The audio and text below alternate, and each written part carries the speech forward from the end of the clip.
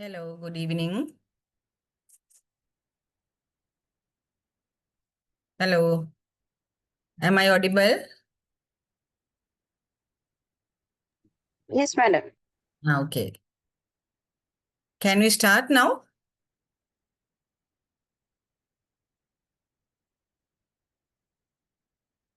Can we start the session?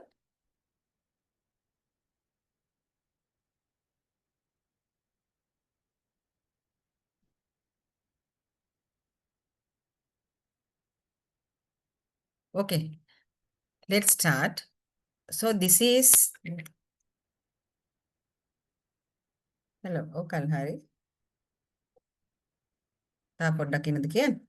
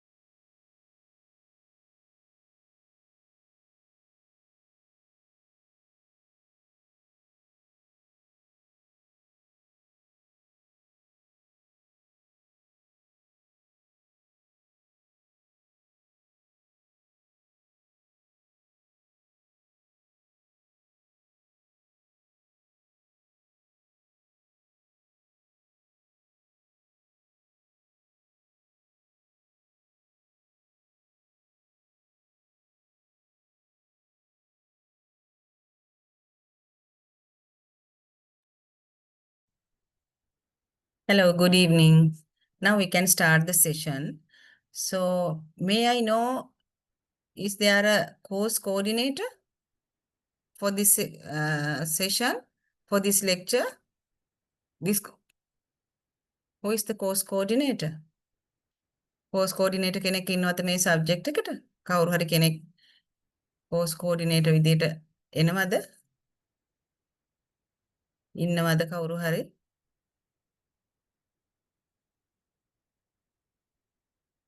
නැත්නම් කාගේ හරි නමක් කවුරු හරි propose කරන්න course coordinator විදියට?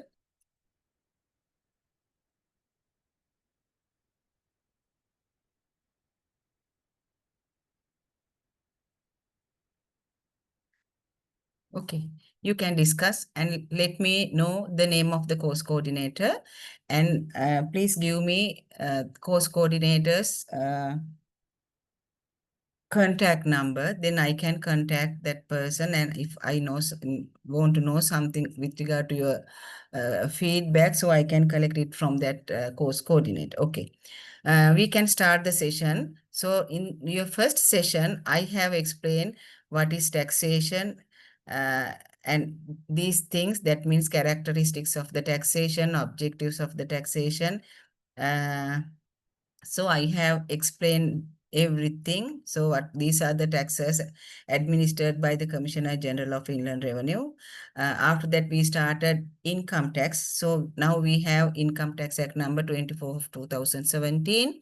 I have already shared this document with you, this presentation, and in addition to that, I have shared employment income presentation, and all the acts, Inland Revenue Principal Act and the Amendment Acts. In addition to that, gazette notifications and some circulars issued by the Commissioner General with regard to that employment income. So after that, time to time, I will share these documents with you. So today I want just to remind you the previous, with regard to the previous lecture. So that is why I started it from here. Then this is the outline of the Income Tax Act. Then the chapters and sections. After that, I explained about the schedules available in the Income Tax Act. Then I explained about the sections, subsection, paragraph, and subparagraphs. If you know these things properly, then you can very easily you can read the act, you can understand the act. So that is why I wanted to share these details with you. After that, I explained about the charging provision. So this is the most important, most relevant provision, that this is like our head. So this is the most important provision. From this charging section, we impose taxes for the person. After that, each and every bold and highlighted letter I have explained: year of assessment, person, taxable income, withholding payments, and tax credits. So everything I have explained. After that, we can move to more descriptive explanation. So here, what is the year of assessment? Then what is the assessable income? How do we calculate that assessable income? Then the person, who is the person? Then entity, then the residency. So I explain who is the person, who is the resident person and non-resident person. What is the difference between resident person and non-resident person? After that, how to determine the residency, whether that person is a resident person or not. After that, this is for the individual, to determine whether that person is a resident person or non-resident person. These are the main things we have to consider.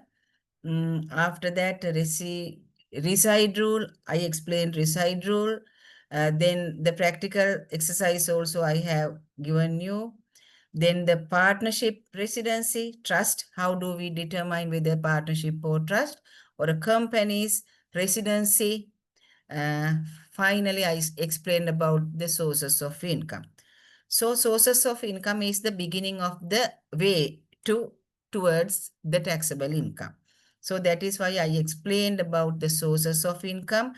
After that, one by one, each source we should be studied. So employment income, business income, investment income, and other income. So these are the main sources of income that we have 4 income sources, and relevant sections also I have mentioned in this slide. After that, how to determine the relevant source, because it is very difficult to draw a line in between employment income, business income, and investment income. So these are the main criterias we should consider to determine whether that is business income, investment income, or uh, employment income.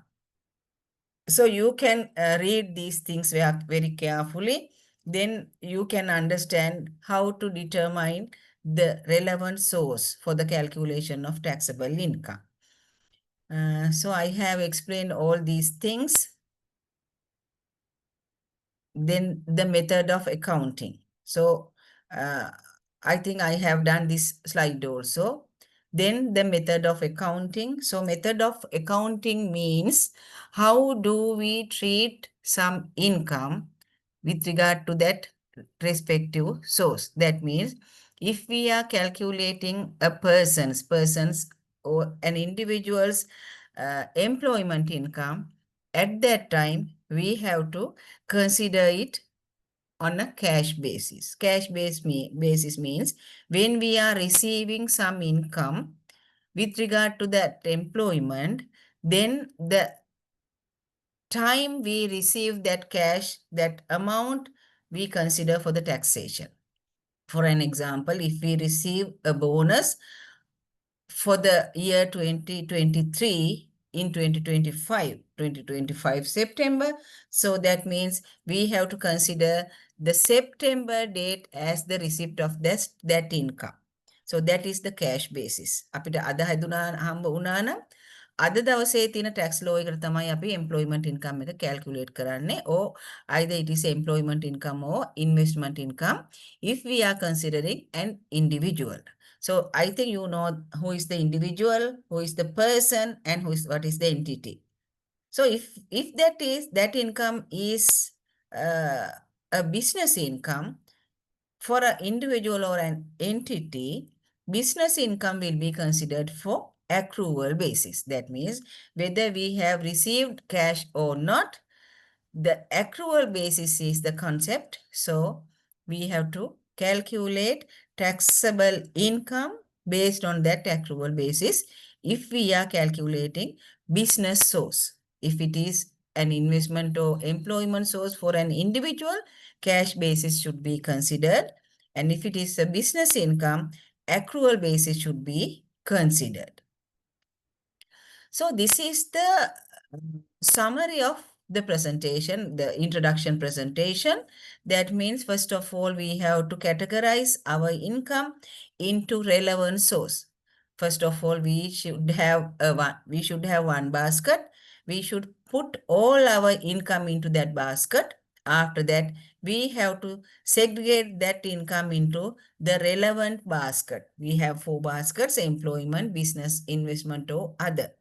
So employment is the dominant one. Because of that, if we are selecting a one income, first of all, we have to consider whether that income should be categorized under employment. If it is not, then we have to consider whether it is a business income. Then after that, if it is not a business income, then only we have to move to the investment income. Likewise, first of all, employment, then business, after that, investment. If we cannot categorize an income under these 3 sources, then only we have to categorize that income under other income source. Luckily, up to now, we don't have an income to be categorized under other income. So after that, what do we have to do? We have to deduct excluded items. So that excluded items also provided under each section. Employment income under section 5, business income under section 6, investment income under section 7, other income under section 8. So in that sections, there are some specific subsections. In that subsections, it has given exempted, excluded items. So we have to study them. Finally, we have to deduct some expenditure if that is allowable. So if we are considering an employment income, no deductions are available. That means now when we are going for a work, for an employment, at that time we use some uniforms. At that time we are using our transportation mode, and we are wearing our clothes, shoes, dresses, food, but we cannot deduct any expenditure under employment income. So that is why I have mentioned it in red color and I have mentioned as no. So no deductions are available for the employment income. So after that we will have the assessable income. But when we are calculating the business income, we should calculate the profit of the business income. For that profit, we called assessable income. We are using that term assessable income because when we are calculating the profit, at that time we are deducting expenses according to the uh, accounting standards or accounting principles. But for the assessable income calculation, we should deduct expenses according to the income tax law. So that is why we are calling it assessable income, not the profit. So assessable income it is more similar to the profit, but calculated in accordance with the provisions of the Income Tax Act. That means from section 10 to section 19, there are deduction rules. We can deduct that expenditure according to that provision. So that is why we are calling that profit as assessable income. So for the investment income also, we can deduct some expenses if there are, that means we are we are considering that investment income as passive income. Passive income means without any effort, we can collect income. For an example, we deposit our money in a bank, we will receive interest. Without any effort, we will receive interest income. So no effort should be made to collect that amount. So because of that, we call it passive income. So for the passive income, even though that is a passive income, sometimes we may have some expenses with regard to that income. So we can deduct that income.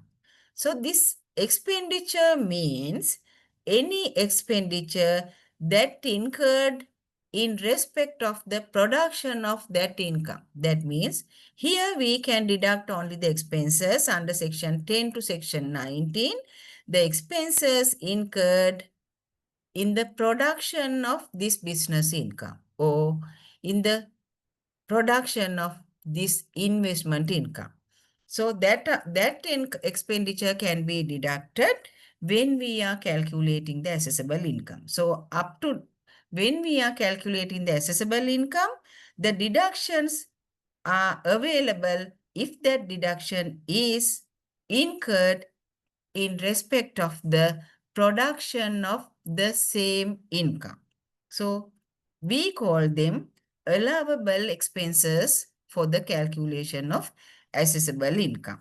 So for the employment, no expenditure. For business income or for the investment income, expenditure can be deducted. For the other income also, expenses are not allowable. After that, we will have the assessable income. Then what we have to do? After calculating the assessable income from each source, that means assessable income from employment, business, investment, and other, the total amount will be considered as total assessable income. Now we have the total assessable income. From that total assessable income, we can deduct some more two expenses. That means one is the relief. Actually, it is not an expenditure, but it is a relief. Reliefs can be deducted in accordance with Section 52. Not only the relief, qualifying payments also there. Qualifying payments also can be deducted under Section 52. The deduction is available under Section 52, but the deductions are given under Schedule 5 of the Act. So, in the Act, there are 6 schedules. So, Schedule 5 is for the relief and qualifying payment. So, if you can read that relief and Schedule 5, you can understand what are the available reliefs and what are the qualifying payments. So reliefs means personal relief. So mainly personal relief. Personal relief means amount that have given tax free. In the practical world, we call it personal relief. The amount is for the year of assessment 25-26, it is 1.8 million. So that is why we are telling that when we are calculating the taxation, we said that we say if you have more than 150,000 per month, or if you have more than 1.8 million as your income, then only you are liable for income tax purposes. So these reliefs are available only for the individuals. That means if you are calculating an individual's income tax liability, at that time only you can deduct reliefs. If you are calculating company's entity liability, you are not entitled to deduct reliefs. So you should know the difference between the calculation of an individual or a company. So after that, there are some expenses. We call that expenses a qualifying payment. So qualifying payment also can be deducted when we are calculating the assessable income. That amount will be deducted against the assessable income. So qualifying payments also some kind of expenditure, but that expenditure are not directly connected to the expenditure given under here. That means under 10 to 11, 19, expenses are directly relevant to the income. For the generation of income, we are incurring some expenses. That expenses can be deducted under here. That means when we are calculating the assessable income, we can deduct that kind of expenditure. But there are some more expenses that are not directly connected to the production of income. But we should spend that amount. We should pay some amount for some purposes. For an example, donations. Since we need some CSR, so because of that, we should donate some amount to some person, for a company, for an individual. This qualifying payment is available. So qualifying payments are available both to individuals and entities. So that one also provided under Section 52 and under Schedule 5. So that kind of expenses also can be deducted in arriving at the taxable income. Okay, now you are in the taxable income. So for the calculation of taxable income, we have to go step by step from employment income to other income, from the income to assessable income, then to taxable income. So now our main target is to calculate the taxable income of an individual or a company through this process. එතකොට අපේ ප්‍රධානම target එක වෙන්නේ මෙන්න මේ sauces යටතේ මේ කණ්ඩායම මේ මම කියලා තියෙන විදිහට මේ ස්ටෙප්ස් ටික ෆලෝ කරලා මේ assessable income එක calculate කරලා taxable income එක calculate කරලා finally we have to apply tax rate for that taxable income. So if you can remember our charging provision, that charging provision says this everything. මතකයිනේ charging provision එක මුල ඉඳලා අගට වෙනකන් කොහොමද කරන්න කියලා තමයි කියන්නේ. So now we know what is the taxable income.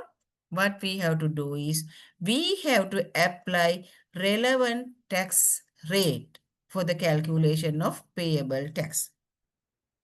For that calculation, we should apply the relevant tax rate. For an individual, we have progressive tax rates. Progressive means based on the income level, that tax rate will be increased. That means 6, 18, 24, 30, 36, like that. If it is a company has only a flat rate, that is maybe 30%. If it is betting or gaming or liquor and tobacco business, then applicable tax rate is 40%, like that. Only 2-3 rates are available, but in general, we have 30% income tax rate for an entity. Then after applying that rate to the taxable income, we have payable tax. From that payable tax, we can deduct available tax credits. Not only the tax credits available in the country, in the domestic tax credits, but if there are some tax credits relevant for the foreign income, that tax credit also can be deducted, because we are calculating not only the individuals, not only the resident individuals or resident persons tax liability, but we are calculating sometimes non-residents tax liability. So because of that, some foreign tax credits also may be available. Then what are the tax credits? Tax credit means a taxes deducted by earlier. Earlier means before we are calculating the payable amount, we have already deducted some taxes. We have already deducted some taxes. Sometimes it is not done by ourselves, but some other person can be deducted it. For an example, when you are receiving your employment income as a salary, OT, other allowances, bonuses, like that, when you are receiving that income monthly, what your employer do? What your employer, that employer should deduct a bit from your salary. So that deduction is a tax credit, because based on your employment income, the employer deduct a bit from your salary. When you are receiving interest income, the banks deduct 10% withholding tax from your investment income. So when you are calculating your income part, income for the employment, that salary is considered. So you have net salary, you will receive net salary, but for this calculation of this assessable income, you should consider gross salary, not the net salary. That means you should consider the gross salary. From that gross salary, they deduct EPIT. So that EPIT can be deducted under this tax credit. When you are receiving interest income from a bank, at that time, when they are giving you that interest amount, they deduct withholding tax. We call it advance income tax or AIT. So you have to put your interest income in the beginning in this cage under income, under investment income. It should be a gross income. That means suppose you have received 100,000 interest income, but they are giving you only 90,000, because 10,000 they are deducting as AIT, withholding tax or advance income tax. What they should do, after deducting that 10%, they should send that to the department with your name, with your TIN number, with your identity card number. So we have that document, we have that income, and we have that information. According to that information, we can give you the credit available with you. So after deducting that credit, you will have the balance tax payable. Then APIT also, after deducting your employer, the APIT part from your employment income, you should mention your gross income here, gross salary here, not the net salary, not after deducting pay, APIT, but before deducting APIT. That amount should be mentioned here. Then excluded items can be excluded. Exempt items can be removed. No allowable expenses. Then you will have assessable income. Then you can deduct relief, 1.8 million relief. Then if there are some qualifying payments that also can be deducted. After that, you will have taxable income. From that taxable income, again you will apply relevant tax rates. Finally, you will have the payable tax.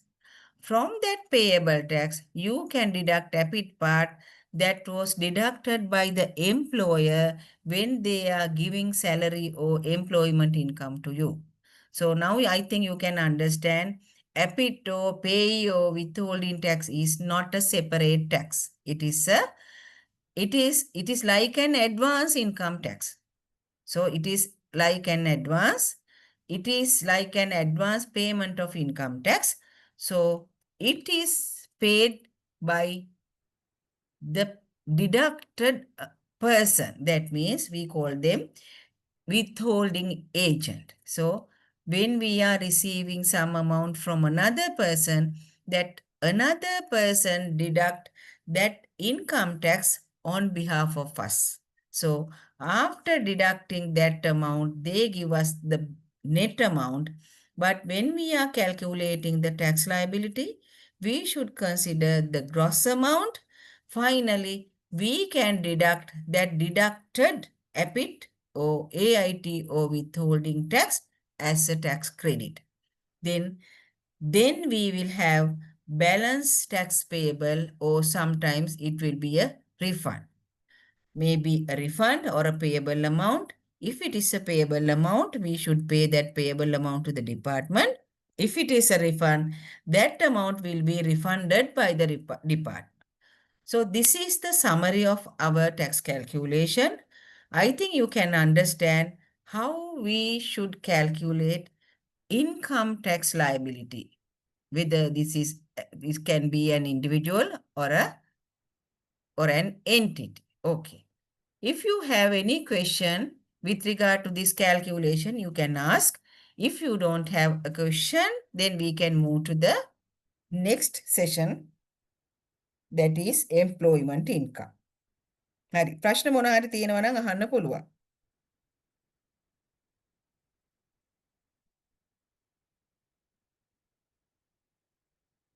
If you don't have questions, we can move to the next session. Yes, there is a chat. Understood. Yes, very good. Understood. ඔක්කොටම තේරුණාද? Shall I move to the next one? Okay. Then we can move to the next slide, set of the slide, that means employment income.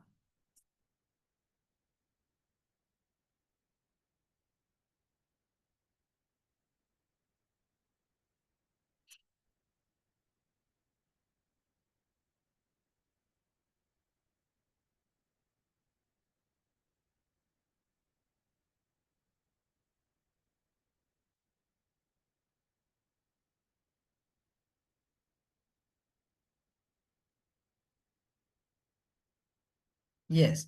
Madam, can I know about claiming taxes and about tax certificate? Tax certificate. So, what do you mean by tax certificate and what do you mean by claiming taxes? So, claiming taxes and tax certificate. Which certificate? That means T10? Do you want to know about T10? Or what is the tax certificate? Yes, okay. T10 means a document that given by the employer. That means employer is the person, he is the responsible person to deduct APIT. APIT means it is like a pay. Earlier we called it payee, but now we are using the term APIT.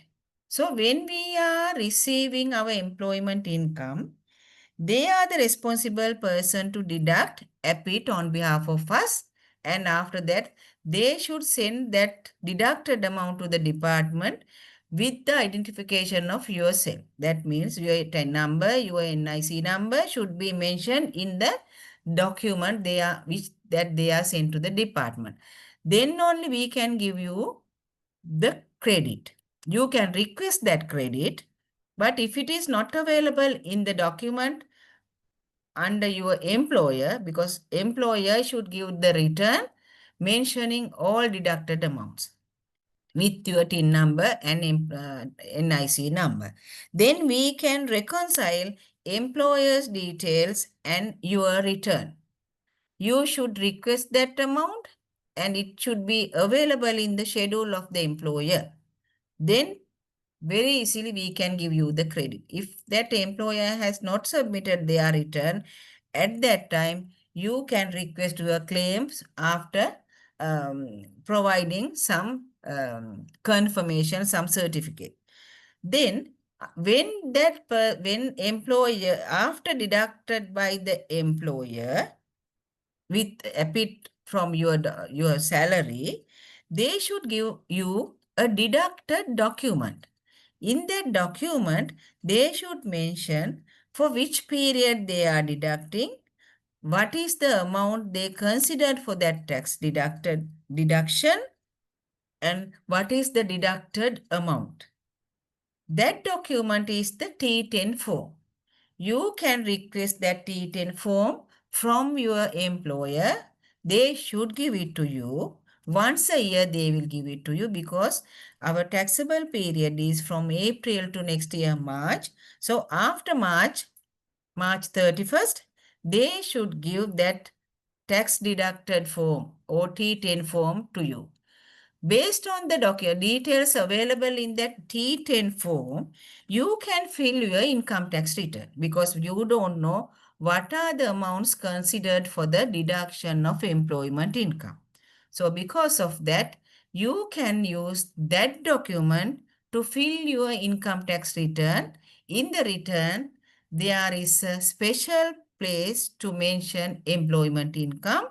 So in that place, you have to mention all the amount and the deducted amount by the employer. So that is the T10 form. Okay, Terunada? Clear? Okay. Now we can move to the employment income. Okay. Now we are moving to the employment income.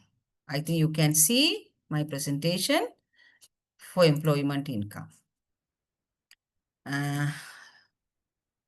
So, first of all, you should know what is employment income. So, employment involves provision of labor for gain. That means we should give our service to another person. That person should give us some amount as a fee for our service. It is a combination. Actually, it is a combination, but it is very difficult to draw a line in between business income or an employment income. So I have already explained what is the difference between employment income and business income in my previous session. So for the employment income, under section 195, I think you can remember, section 195 is the interpretation section. Interpretation section means in that section you can see all the specific words, most of the specific words, meaning of the specific words. So for an employment, special interpretation is there. So it says employment means a position. That means there should be a position of an individual in the employee of another person. There should be a position. Position means a designation. That is the difference between service provider and an employee. If we are an employee, we have a special provision. A commissioner, a doctor, a lecturer, an engineer, clerk, director. So that is the position. But for a service provider, we don't have that kind of position. We are not giving them an appointment letter. So for the employment, there should be a position. So that position can be a manager of an entity. So that means a position of an individual entitling the individual to a fixed or ascertainable remuneration in respect of services performed. That means there is a remuneration package. There should be a position, there should be a remuneration, a public office held by an individual. There, it is also considered as an employment. A position of an individual to whom any payment is made. So all these are an employment. Because for the calculation of employment income, we should know what is the employment income. What is the employment? First of all, we should know what is the employment. So that is why I have given this slide. Then a position as a corporation or company director. That means if a person is a director of a company or a corporation, that position also considered as an employment.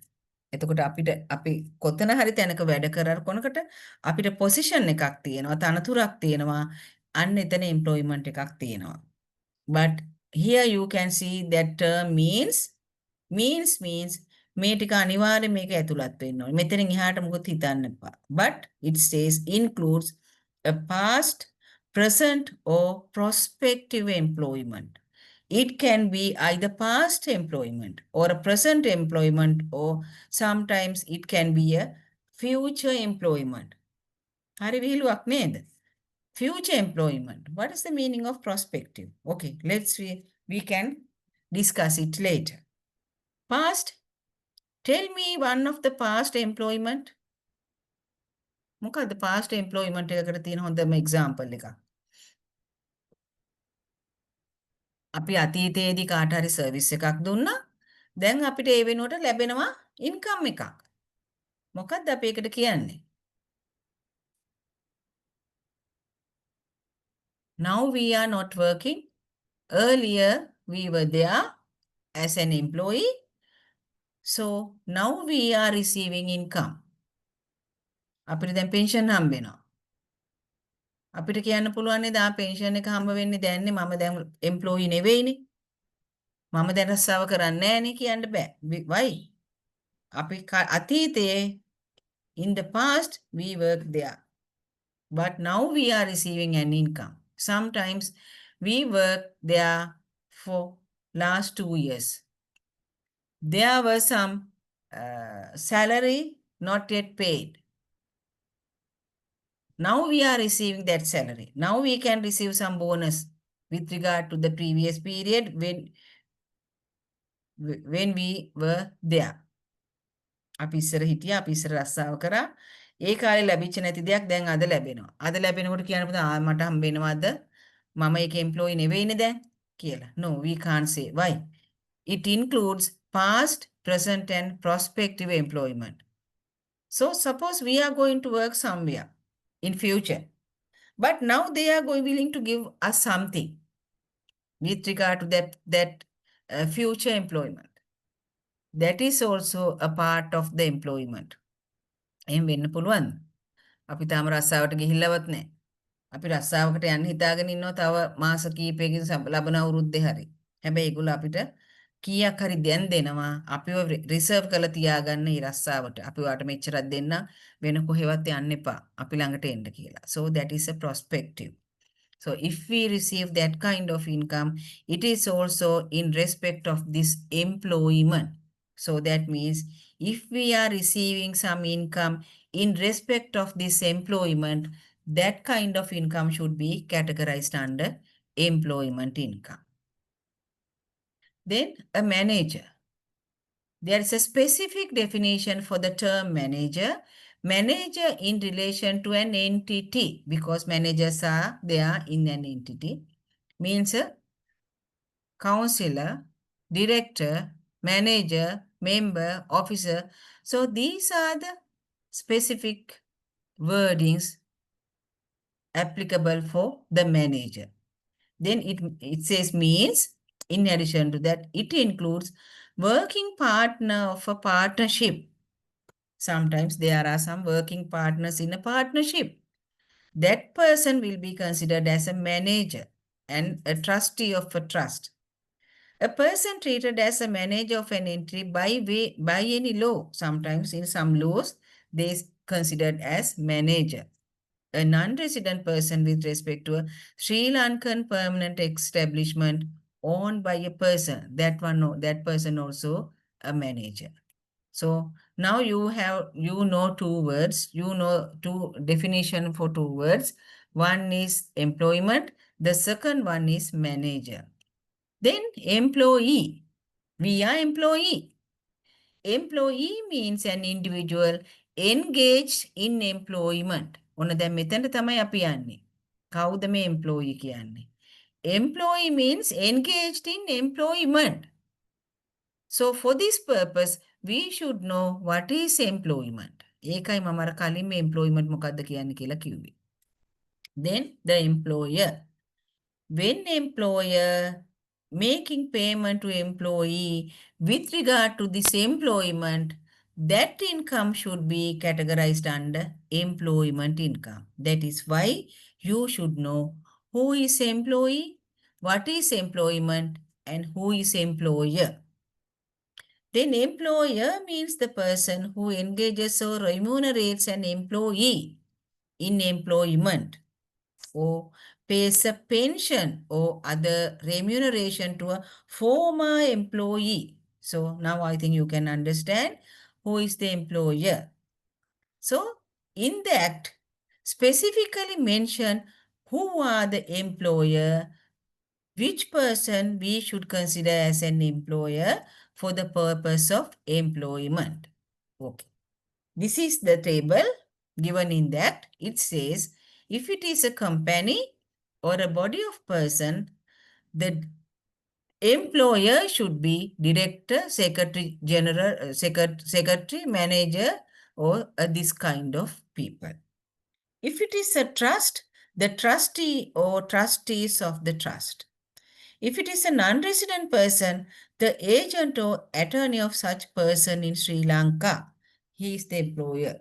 So a government institution, accountant or director of finance or administrative officer or a similar person, head of the department, a secretary, ministry, a chairman of a commission, all are the employer of that kind of institution. So the column 2 explains who are the employer for the organization mentioned under column 1. So now you can understand who are the employer. Employer කියන්නේ කවුද කියලා දැන් තේරෙනවා. Then we can move to the employment income versus business income. So I have already explained the difference between employment income and business income. So I have explained it is very difficult to draw a line in between employer and a service provider or independent contractor. I have given some main characteristics of employee and an independent contractor in my previous presentation. So these are the main factors, main characteristics we considered. So I have already explained these things. Therefore, I am not going to explain it again and again. ඔයගලන්ට මතක ඇති මං කිව්වා කොහොමද වැඩේ කරන්නේ කවුද වැඩේ කරන්නේ අපි කොහොමද මෙයාව හඳුනාගන්නේ. එතකොට මේ හඳුනා ගන්න විදිය I have already explained in my previous presentation. So this is also the same thing. You can read these things because this is also I have already explained. So for the employee, we are deducting EPF, ETF, gratuity like that. But for independent service provider, we are not deducting that kind of thing. Independent service provider, the employee, the කියලා හඳුනා ගන්න ඕන අපි consider කරන්න ඒ කෙනෙකුගේ service එක sources of income. එතකොට employee කරන්න කියන්නේ employment එකක් තිබිය යුතුමයි. employer කෙනෙක් ඉන්න ඕනේ, employee කෙනෙක් ඉන්න ඕනේ.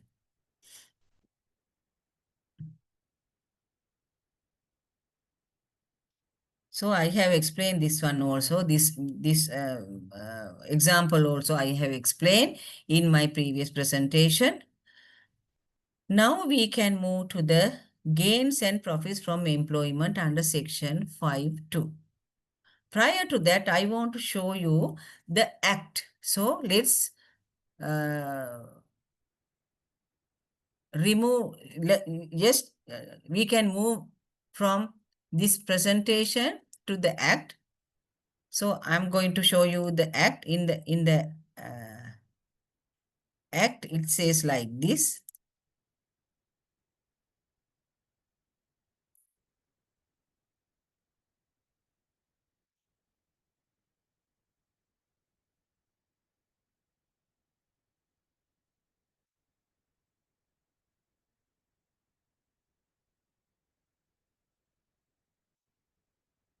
Can you see the document?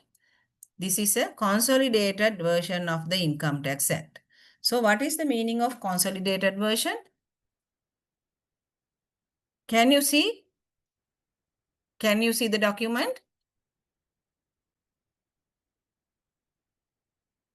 Can you see the document?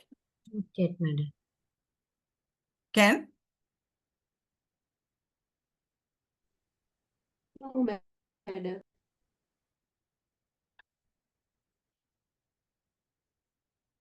No, Yes. madam.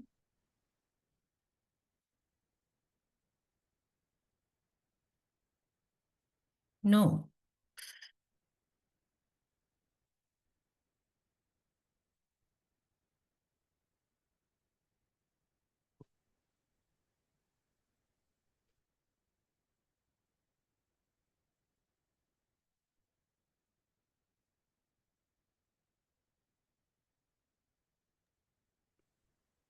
Now, okay, madam. Now, okay, no? Yes. Okay. So this is the consolidated version. Consolidated version means we have incorporated all amendments to the Principal Act. So you can find this in our website. It is a huge document. We took our first Principal Act.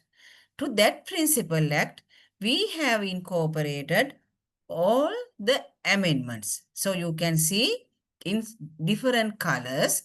So for each one, we have incorporated all the amendments. So now we are in this document. Now you know what is the taxable income, then the assessable income. So now we want to move to the employment income. It is under section 5. So this is the first 1, 2, 3 is the section. So section 5 is for employment income. Let's move to that section 5, because you should know how to read Income Tax Act. මං හිතන්නේ පේනවා ඇති ඔක්කොමලට. පේන්නේ නැත්නම් මට කියන්න. Okay. So section 5 is for the employment income. The right side you can see the wording, that is employment income, we call it marginal note. This big 5 is the section, and number 1 to within bracket are sections, subsections. So, subsection 1 of section 5. Subsection 2 of section 5. Paragraph A of subsection 2 of section 5. This is how we are reading our tax act. So these are paragraphs. These two are subsections. So this is a section. So we have specific section for employment income. In this section, under subsection 1, it says an individuals. Here, we are using the term individual, not the person. Why? Because this section is applicable only for an individual. That is why we are using that term, individual. And individuals' income from an employment. Now we should know what is an employment. For a year of assessment. For a year of assessment, you know what is the year of assessment. That is a 12-month period beginning from April to ending March 31st. Shall be the individuals. We use the term shall, not may. Shall කිව්වම අනිවාර්යයි. අනිවාර්යයෙන්ම මෙහෙම වෙන්න ඕනේ. Shall be the individuals' gains and profits from the employment for that year of assessment. If we are considering the year of assessment 25-26, now we are going to consider the income relevant for that period. So for the year of assessment 25-26. So subsection 1 of section 5 is for just for an introduction of the employment income. Then subsection 2. Subsection 2 says, in calculating an individual's gains and profits from an employment for a year of assessment, the following amounts received or derived by the individual during the year of assessment from the employment shall be included. So what is the meaning of that? When we are considering an employment income, the income received during that year of assessment shall be included. So if we have received some income from employment during this year of assessment, we shall include. අපි අනිවාර්යෙන් මේක එකතු කළ යුතුයි. මෙතන තියෙන්නේ include කරන්න ඕනේවා. එතකොට now it is very easy to identify what are the income should be categorized under employment income. So we can go one by one. We can move one by one. Payment of salary, wages, leave pay, OT, fees, pension, commission, gratuity, bonus, other similar payments. That means everything we are receiving from our employer should be considered, should be included for the employment income. That is paragraph A. Paragraph B says payments of personal allowance. Allowance, that means telephone allowance, traveling allowance, uniform allowance, meal allowance, entertainment allowance. All allowances should be included for the employment income, including any cost of living, subsistence, rent, entertainment or travel allowance. එනම් මොනවාද? ලැබෙන හැම දෙයක්ම මෙතන තියෙනවා. Then C. Payments providing discharge or reimbursement of expenses incurred by the individual or an associate of the individual. What is that? කාටද කියන්න පුළුවන් මේ මොන වගේවද කියලා? කාටද කියන්න පුළුවන් මේක මොනවද කියලා. ඕනෑම ලැන්ග්වේජ් එකකින් අපි කතා කරලා ඉගෙන ගමු. දැනුමනේ වැදගත්. No issue. ඕන කෙනෙක්ට මාත් එක්ක කතා කරන්න පුළුවන්. We can discuss. අපිට ඩිස්කස් කර කර යනකොට තමයි මේ සබ්ජෙක්ට් එක මතක තියාගන්න ලේසි. Therefore you can ask any question at any time. So payments providing discharge or reimbursement of expenses incurred by the individual or associate of the individual. So what kind of income is it? Yes, if we are making some payment, suppose it is for my spouse or my children, but after that, the employer reimburse that amount. මොන වගේ දෙයක්ද? For an example. මට ගෙයක් දෙනවා. මට ගෙයක් දීලා ඉවර වෙලා ගෙවල් කුලිය එයා දෙනවා. ඒක මගේ ඉන්කම් එකක් වෙනවා. ඒ ගෙයක් හොයාගන්න එක මගේ රාජකාරියක්නේ. ඊට පස්සේ මගේ දරුවගේ ටියුෂන් ෆී එක ගෙවනවා. මොකක් හරි හේතුවක් හින්දා. මගේ හොස්පිටල් චාර්ජ් එකක් ගෙවනවා. මම ගිහිල්ලා මෙඩිකල් බිල් එකක් ගෙවනවා. ගෙවුවට පස්සේ මම මගේ ආයතනයට දුන්නා මේක රීම්බර්ස් කරනවා. So that is also a part of the benefit from my employment. So that is the reimbursement of expenses. So if we are making a payment on behalf of us ourselves, after that we are providing that bill, they will reimburse it. So that kind of reimbursements are also considered as a benefit from the employment. The next one, payments for the individual's agreement to condition of employment. Condition of employment. Sometimes they are giving some conditions.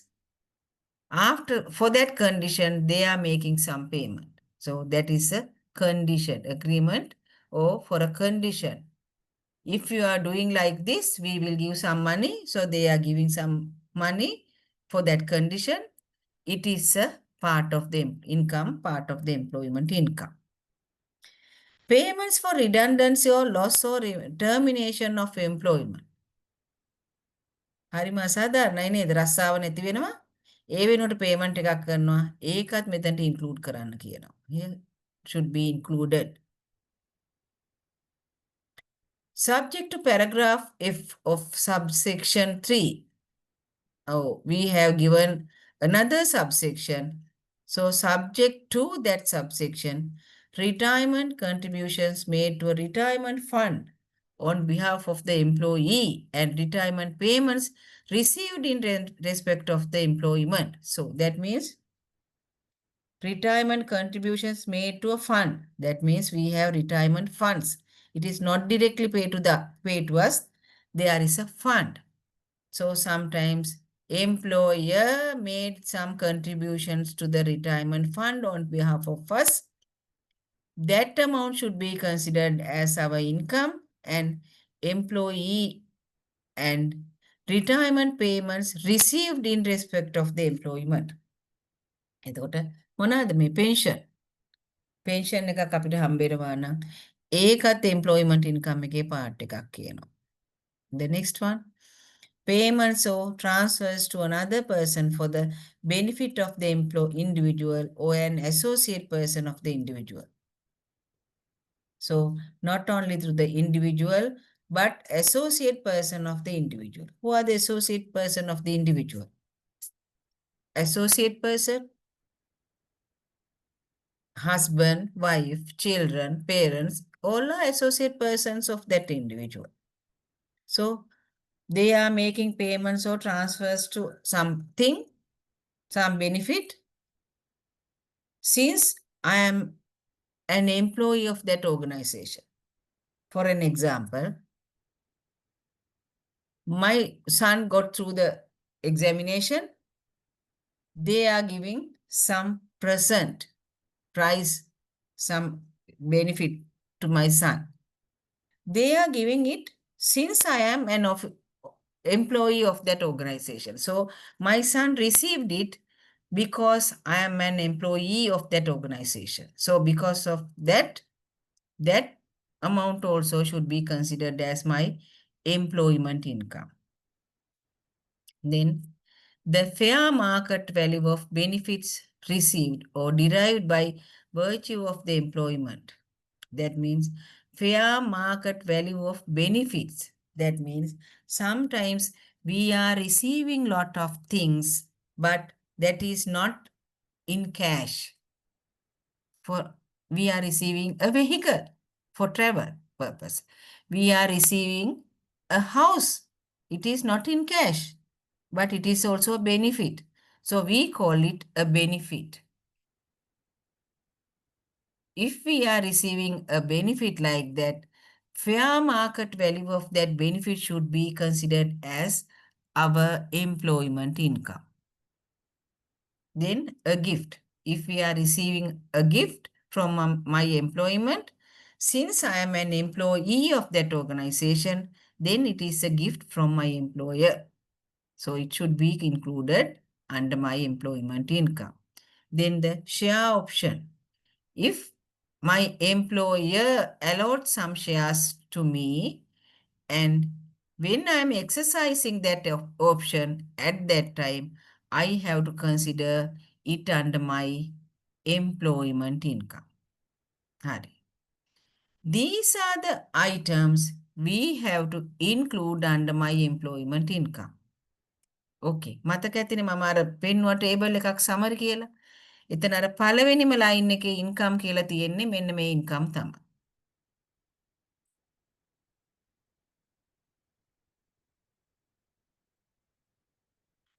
Hi, madam.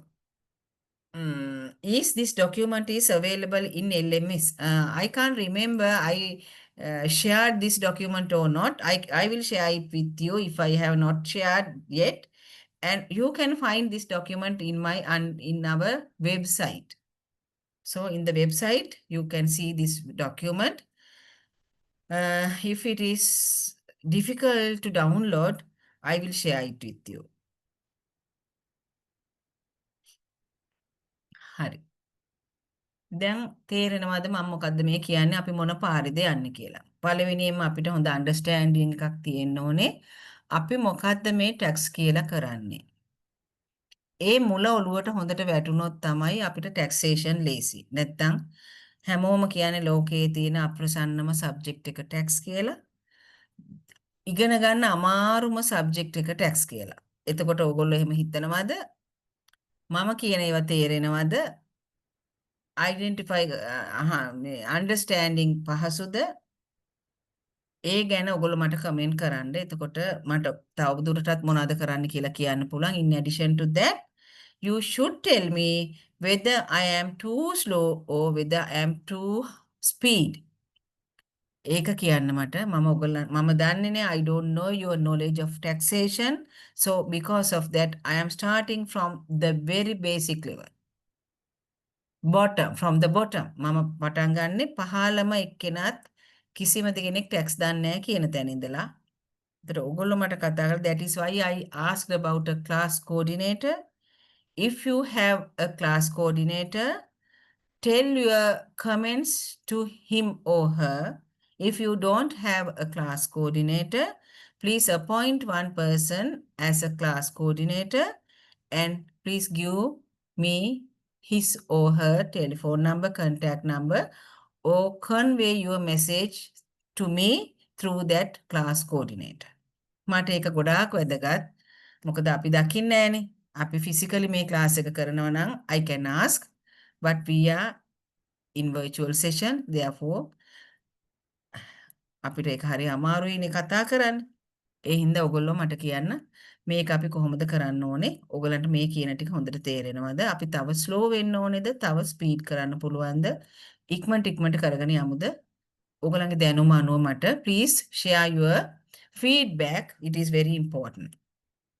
Okay. So now you know what are the items that should be included when you are calculating the employment income. හරි. මොනවද මෙතන නැත්තේ? මෙහෙන් බැලුවම අපිට හම්බ වෙන හැමදේම මෙතන තියෙනවනේ. එතකොට සල්ලි වලින් නොලැබෙන සියලුම benefits වල fair market value එකක් ගන්නවා. එහෙමනම් අපිට ආයි අහන්න ඕනේද මගේ?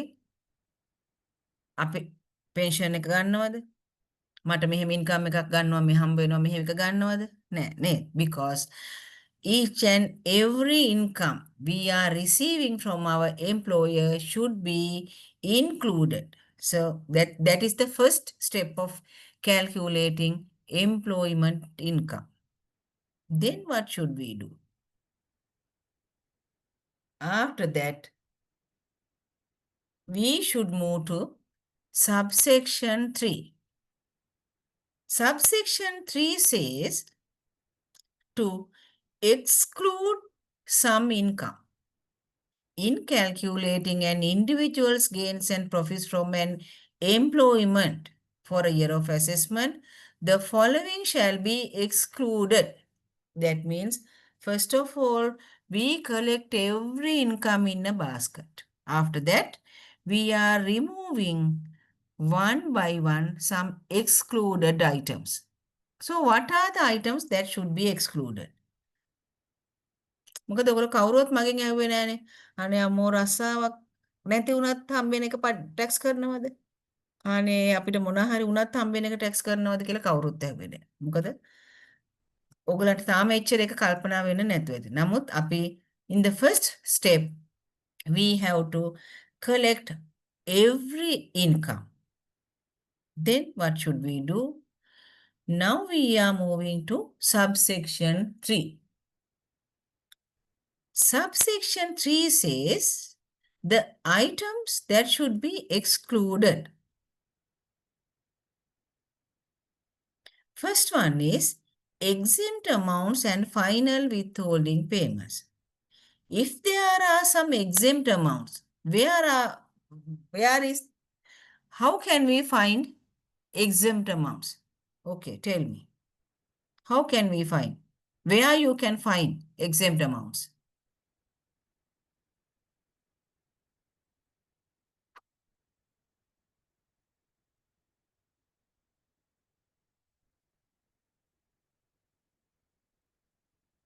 From where you can find exempt amounts?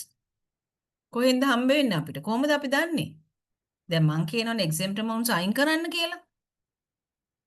පළවෙනියෙන් ඔක්කොම එකතු කරගන්නවා. එකතු කරගෙන එක එක අරන් බලනවා. මේක exemptද? මේක අයින් කරනවා. එහෙනම් අපි දැනගන්න ඕනේ we should know what are the exempt items. So how do you determine whether one income is exempt or not? We have a specific schedule. That is Schedule 3. Schedule 3 in the Act. In that Schedule 3, you can find some items that are excluded from income tax. So if some income is excluded under that schedule, you can remove that income under subsection 3 of section 5. Here, section 5, 1, 2, 3. So this is subsection 3 of section 5. So subsection 3 explains what are the items that should be excluded. Okay, we can go one by one. Exempt amounts and final withholding payments. Don't worry about this word final withholding payment. You don't have final withholding payments with regard to employment income. Only you should consider is exempt amounts. මොනවාද exempt amounts කියලා බලන්න ඕනේ. Third schedule එකට ගිහිල්ලා. Then a discharge or reimbursement of expenses incurred by the individual on behalf of an employer. What is that? What are the income we can reimburse? So under subsection 2 also, we have that kind of income. Payments providing discharge or reimbursement of expenses incurred by the individual or an associate of the individual. මොකද්ද මෙතනින් කියන්නේ? මෙතනින් කියන්නේ අපේ වියදම් අපි දරා ගන්නවා. අපේ වියදම අපි දරාගත්තට පස්සේ අපේ එම්ප්ලෝයර් ඒ වියදම අපිට රීම්බර්ස් කරනවා. මගේ ගෙදර ටෙලිෆෝන් එකට බිල මෙයා රීම්බර්ස් කරනවා. මගේ ගෙදර ගෙවල් කුලිය මෙයා රීම්බර්ස් කරනවා. ඇයි ඒ? මගේ ගෙදරට ගෙවල් කුලි ගෙවන්න ඕනේ මට හම්බෙන පඩියෙන්නේ. හැබැයි මෙයා ඒක රීම්බර්ස් කරනවා. එහෙනම් මොකක්ද එතන තියෙන්නේ? මට හම්බෙන බෙනිෆිට් එකක්. මම හොඳටම ලෙඩ වෙලා ගිහිල්ලා හොස්පිටලයිස් වෙනවා. හොස්පිටල් බිල් ටික ගිහිල්ලා දුන්නාම එම්ප්ලොයර්ට එම්ප්ලොයර් රීම්බර්ස් කරනවා. මගේ හොස්පිටල් බිල් එක ගෙවන්න ඕනේ මම වුණාට එම්ප්ලොයර් එක ගෙවනවා කියන්නේ මට බෙනිෆිට් එකක්. I receive that benefit because I am an employee of that organization. So that is a benefit of that employment. So we should include that income here. Here, what are the reimbursements? Here, the reimbursements are for the expenses that are incurred by an individual on behalf of that employer. ඒ කියන්නේ employerගේ වියදමක් employee දරනවා. හිතන්නකෝ employer කියන්නේ පුංචි ආයතනයක් කියලා. පොඩි ආයතනයක employer වෙනුවෙන් ඒ කඩේක වැඩ කරනවා කවුරුද එක්කෙනෙක් ඒ කඩේ වැඩ කරනකොට මොන හරි ඩැමේජ් එකක් වෙනවා එයා යගේ අතින් සල්ලි දාලා ඒක හදනවා. හැදුවට පස්සේ මොකද කරන්නේ? That employer will reimburse that amount to that employee. So it is not a benefit. It is not a benefit because that expenditure should be borne by that employer. So employee spend that expenditure. So that reimbursement should be excluded. If we have included some reimbursement like that, that kind of reimbursement should be disregarded, excluded. The next one, a discharge or reimbursement of the person's dental, medical, or health insurance expenses. That means reimbursement can be done by the employer for persons' dental, medical, or health insurance expenses. That means after taking some medicine, we can provide that bills to the employer for the reimbursement and he can pay that amount to us. But we can exclude that amount as an income if that insurance scheme is available to all full-time employees in the same grade of the service on equal terms. That means, suppose there is an organization. In that organization, in the same grade officers, there are some grades, grade 1, grade 2, grade 3, like that. For the grade 3, that benefit is available to all full-time employees on equal terms. For A, a special benefit. For B, another benefit. For C, another benefit. No, not like that. For the officers in the same grade, if equal terms are applicable, then that kind of reimbursement for the health or dental medical insurances, that is excluded. ආයතනයේ ඉන්න එක grade එකක ඉන්න හැමෝටම අයිති වෙනවා නම් සමාන වරප්‍රසාද ඒ වගේ වරප්‍රසාද තියෙන එක්කෙනෙකුට ලැබෙන රීම්බර්ස්මන්ට් එක ටැක්ස් කරන්නේ නැහැ. If a special insurance package is applicable for a person, that is not on equal terms. At that time, that income should be categorized, included under employment income. If not, and if it is applicable to same grade, employees in the same grade on equal terms, that is excluded. දැන් ඔයගලගේ ආයතනවල medical insurance එකක් දාලා තියෙනවා. ඒ grade එකේ ඉන්න ඔක්කොටම මේක තියෙනවා. ඒ ග්‍රේඩ් එකේ ඔක්කොටම තියෙනවා සමාන විදිහට. එහෙනම් ඒ ලැබෙන බෙනිෆිට් එක ටැක්ස් කරන්නේ නැහැ. දැන් මගෙන් අහන්න එපා මෙඩිකල් මේක ලයිබල්ද මේක ගෙවන්න ඕනේද දැන් ඔයගොල්ලෝ අයිඩෙන්ටිෆයි කරන්න ඕනේ ඒ වගේ ඒවා. The next one, payments made to or benefits accruing to employees on a non-discriminatory basis that by reason of their size, type and frequency are unreasonable or administratively impracticable for the employer to amount for or to allocate to the individual. Tell me one example. Who can tell me an example? මොකද්ද මෙතන කියන්නේ? There is a benefit. It should be not based on their size, type, or frequency. And sometimes if it is not reasonable, or sometimes it is very administratively impracticable for the ascertaining for the benefit of one employee. That kind of income should not be considered, should not be included. For an example, අපේ ආයතනයේ තේ හම්බෙනවනේ අපිට practical දෙයක. එක එක්කෙනාගේ තේ එක හදලා තේ එකේ වටිනාකමට අපේ ආර්ද රුපියල් 100යි අද බිව්ව තේකට. රුපියල් 100ක් එකතු කරනවා මෙයාගේ ඉන්කම් එකට. බෙනිෆිට් එකක්. වගේ ගන්න එක. No, it is not reasonable. What else? තව මොන වගේද? You are giving group transport. You are giving group transport.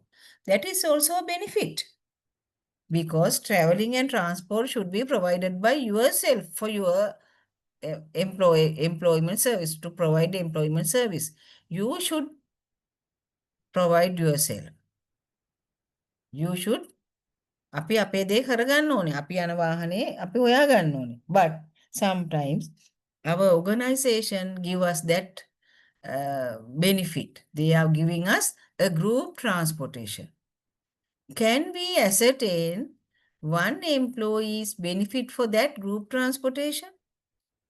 එක්කෙනෙක් නගිනවා ඔක්කොමලා නගිනවා ඔෆිස් එක ළඟින්. එක්කෙනෙක් බහිනවා හැව්ලොක් ටවුන්, අනිත් එක්කෙනා බහිනවා කොහොවලින්, අනිත් එක්කෙනා බහිනවා බොඩ්ලස්ගමුවෙන්, තව එක්කෙනෙක් යනවා පිළියන්දලට, තව එක්කෙනෙක් යනවා බණ්ඩාරගමට. අපි කොහොමද මේක බෙදන්නේ? Is it a practical thing? It is administratively impractical. මෙයාගේ benefit එක කීයද? මෙයාගේ benefit එක කීයද? No, it is not practical. But if you have given one vehicle to yourself, then we can ascertain the liability. So that kind of things should be categorized under H. We call it fair market value of that benefit should be ascertained, because that benefit is given only to you. It is an easy thing to calculate the fair market value of that benefit. So you can include, you should include that income. But if you have given a group transportation, it is administratively impracticable to ascertain each employee's benefit. So because of that, that kind of things are not included. After including, we have to exclude that income. ඔය වගේ තව තියෙන්න පුළුවන්. ඒතර income එකක් අරගෙන මේක දාලා බලන්න. මේක administratively ascertain කළ හැකිද? Practicalද? Reasonableද? After that, you can determine whether it should be a part of the income or not.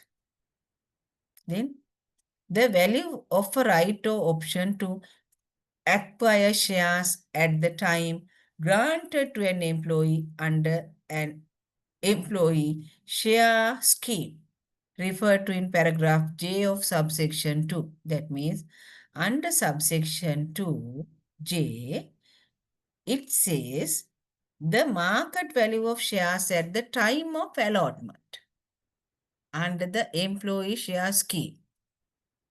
So, when allotting under the share scheme, including shares allotted as a result of the exercise of an employee option or right to acquire the shares, reduced by the employee's contribution for the share.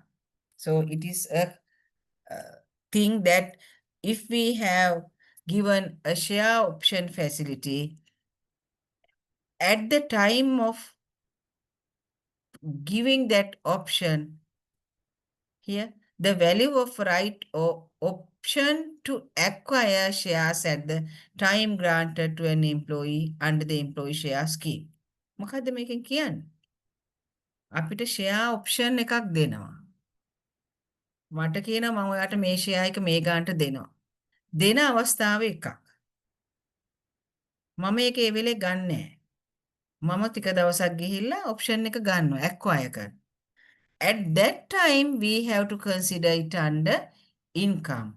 But at the time of giving that option, it should not be taken for the employment income. Option එක දෙන වෙලාවෙ නෙවෙයි ගන්න කියන්නේ. Option එක exercise කරන වෙලාවෙදි ගන්න කියලා කියනවා.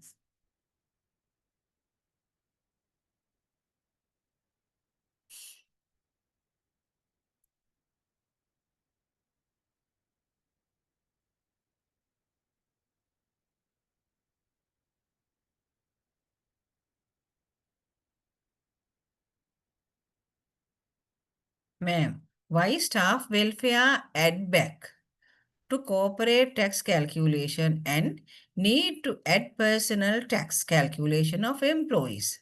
Refreshment, expenses, sugar, purchases, etc. No, we have not told, ask you to add back it.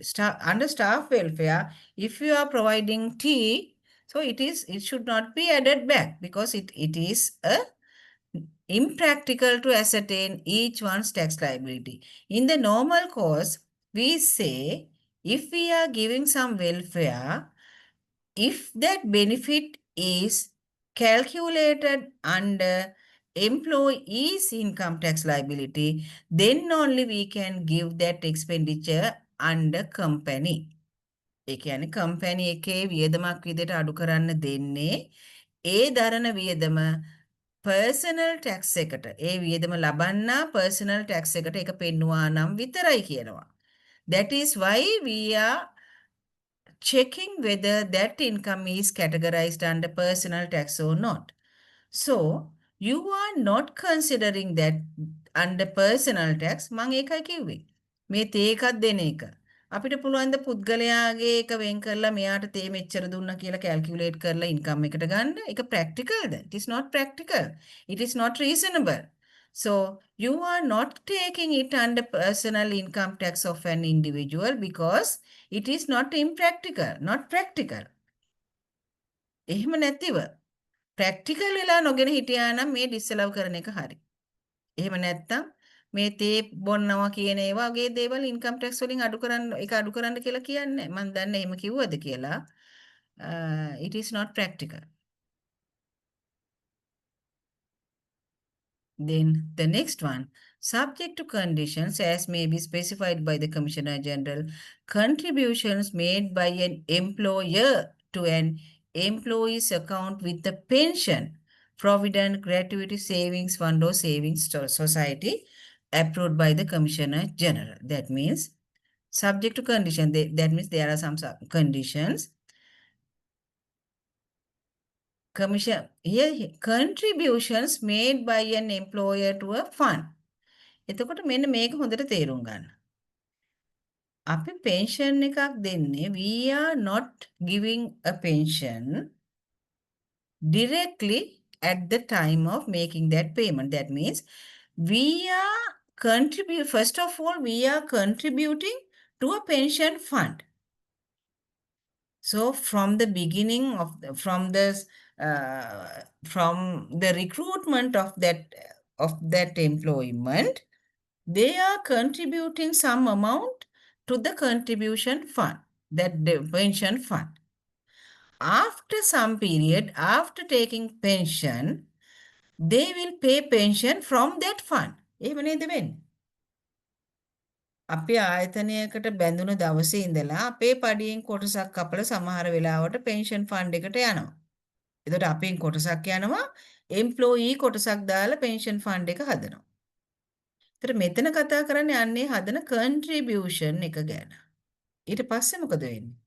ඊට පස්සේ මේ කන්ට්‍රිබියුෂන් එක අපි පෙන්ෂන් ගියාට පස්සේ මේ ෆන්ඩ් එකෙන් තමයි අපිට ඊළඟට පෙන්ෂන් ගෙවන්නේ. එතකොට අපි කන්ට්‍රිබියුට් කරන වෙලාවෙ එකපාරක් ටැක්ස් කරලා මේ ෆන්ඩ් එක හදලා මේ ෆන්ඩ් එකෙන් ආයිමත් පෙන්ෂන් එක ගෙවනකොටත් ටැක්ස් කරොත් මොකද වෙන්නේ? double tax. Because of that, we are excluding some part.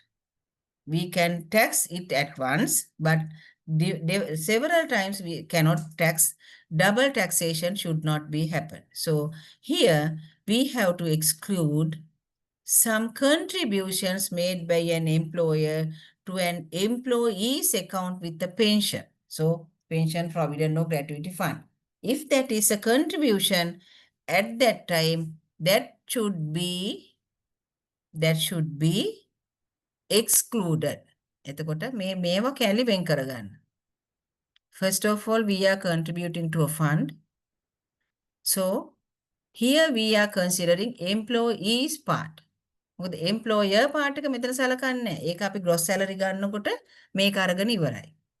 So employees part. මොකද employee ත අපි වෙනින් කොටසක් දෙනවනේ. That is for ourselves. So that part is excluded at the time of contributing to a fund, not at the time of making payment to the pensioner. එතකොට මේක කරන්නේ fund එකට දානවා. Fund එකෙන් දෙන එක තමයි අනිත් එක. So when we are contributing to a fund, that amount should be excluded. මේකේ අනිත් part එක අපි කතා කරනවා exemptions යටතේ.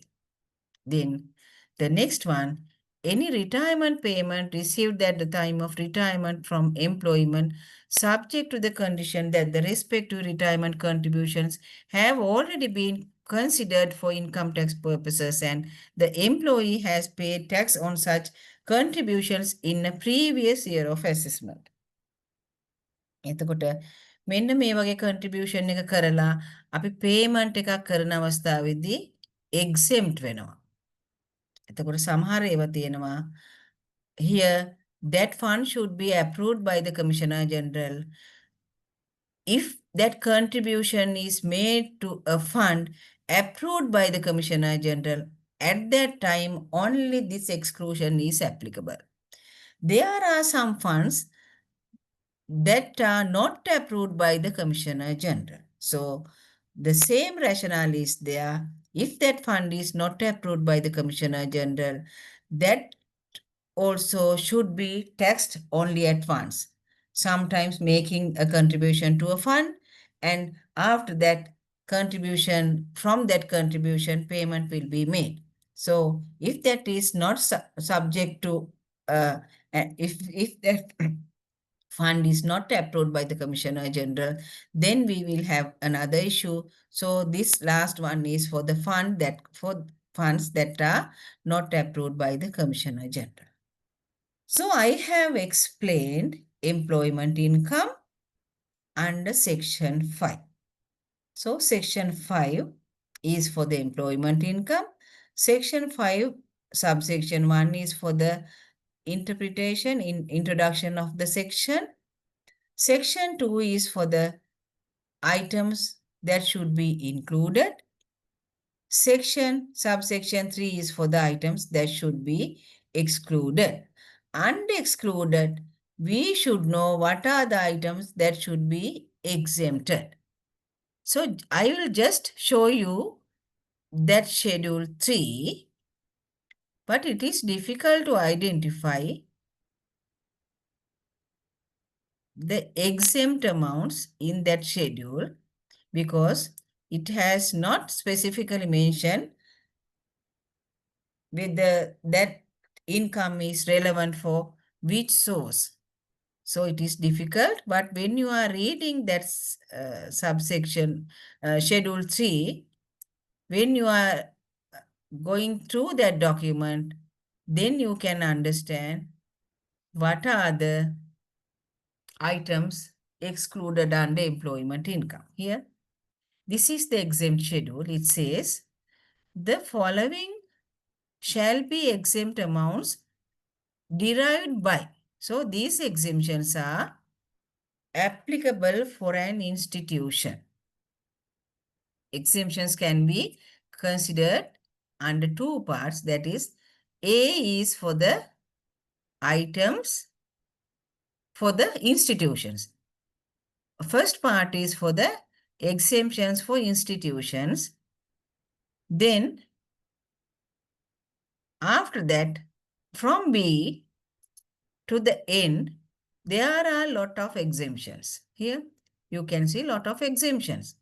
For these exemptions are applicable for not only for employment, but for business, investment, and other sources. So you can see all exemptions are in Schedule 3.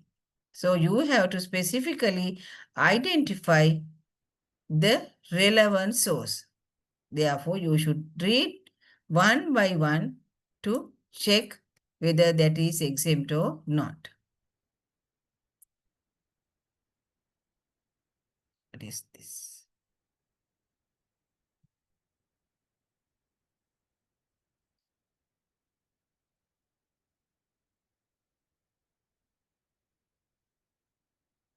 Okay. These are the institutions. So we call it exempt institutions. For an example, government organization, local authority, including government department. So there are some government departments, they are collecting revenue, but that revenue is not subject to income tax because that government department is tax exempt. Amounts derived by means every income received by this kind of organization is exempt. රජයේ ආයතන විතරයි. රජයේ ආයතන government department එකක්, ministry එකක්, ආදායමක් උපයනවා නම් any amount here, amounts derived, any income is exempt. Then central bank, including monetary board, that is also exempt. Universities. හැබැයි university exempt කර university එකේ ඉන්න lecturers ලා exempt වෙනවද? No. University itself exempt. University එකක් income generate කරනවා නම් that income is exempt. Which income? Business, investment, any income is exempt. Then schools. Then cooperative societies. Then diplomatic institutions. Then other institutional organizations. Those are exempt. එතකොට ඒ ආයතනයම exempt. So from B, special exemptions are provided for each source, but source is not specifically mentioned. But when we are reading that exemption part, we can identify whether that expenditure, that exemption is available for an employment or business or investment. Let's read first one. Capital sums paid to a person as compensation or a gratuity in relation to personal injuries suffered by the person or the death of another person. හරි. මෙතන කියනවනේ gratuity එකක් ගෙවනවා කියලා. gratuity ගෙවන්නේ කාටද? compensation එකක්, gratuity එකක්, employment එකක්ද?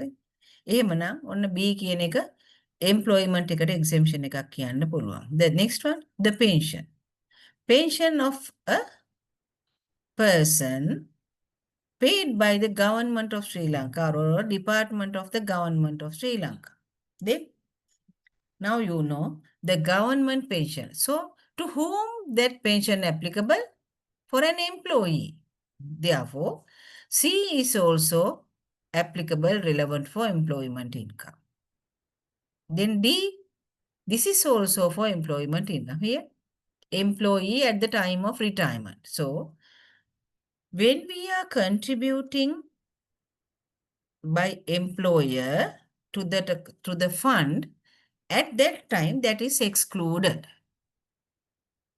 I told you, I explained you two transactions with regard to this contribution and payment. That means when the employer contributing to a fund, at that time that is excluded.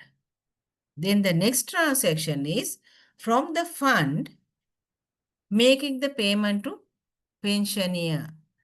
So at that time that is exempt. But that exemption is available only if that is approved by the Commissioner General or a regulated provident fund. There are a lot of provident funds. If that fund is approved by the Commissioner General law, if it is a regulated provident fund, then the income received from that provident fund is exempt. Then E is for the diplomatic employees, that is also exempt. Then F is not applicable for employment. Then G is not applicable for employee. So likewise, we can identify the relevant exemptions for the employment income. Okay. I have given that in my presentation slides, so I think you can understand and you can read carefully. So let's move to the presentation now.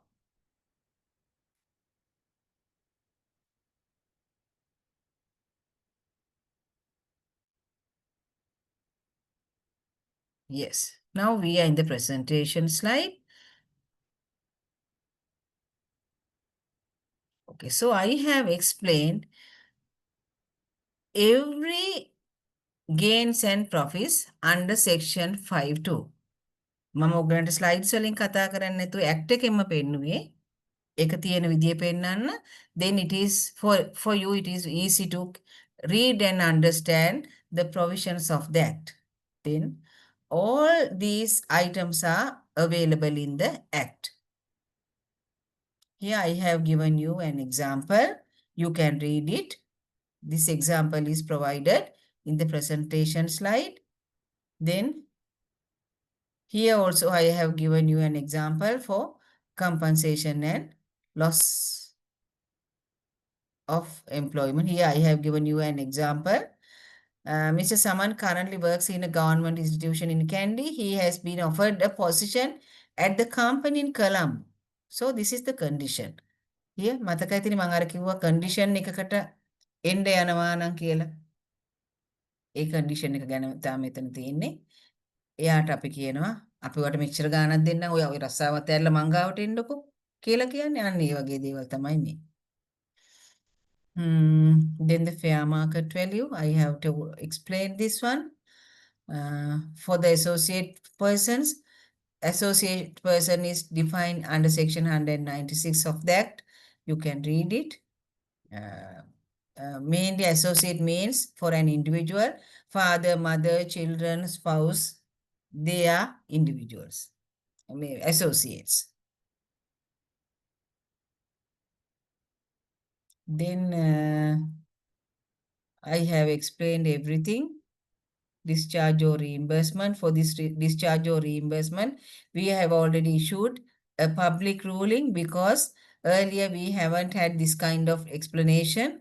So we had an issue. මොකද මේක කතන්දරයක් විදිහට කිව්වොත් එහෙම ඉස්සර මෙතන තිබුණේ මේ same grade කියන වචන කලින් තිබුණ නැහැ. එතකොට මේ පනත ආපු කාලේ ප්‍රශ්නයක් ආවා. කිසිම ආයතනයක ඉන්න සියලුම දෙනාට සමාන medical scheme නැහැ කියලා. ඒ කියන්නේ grade එකෙන් grade එකට මේක වෙනස් කියලා. සමාන එකක් තියෙනවා කිව්වනම් ආයතනයක ඉන්න පහළම නිලධාරියාගේ ඉඳලා උඩම ඉන්න එක්කෙනාටත් තියෙන්න ඕන එකම benefit එක. But in corporate world it cannot be happen because for each grade each separate terms are there.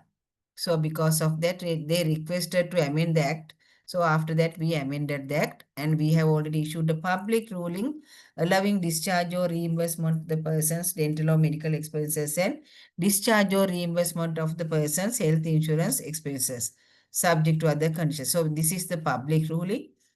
It is available in the IRD website. එතකොට මෙන්න මේ පුංචි amendments ටික කරේ.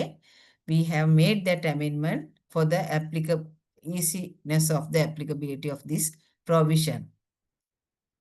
Apply කරන්න බැරි විදිහේ provisions තිබිලා වැඩක් නැහැනේ. Therefore, we amended it.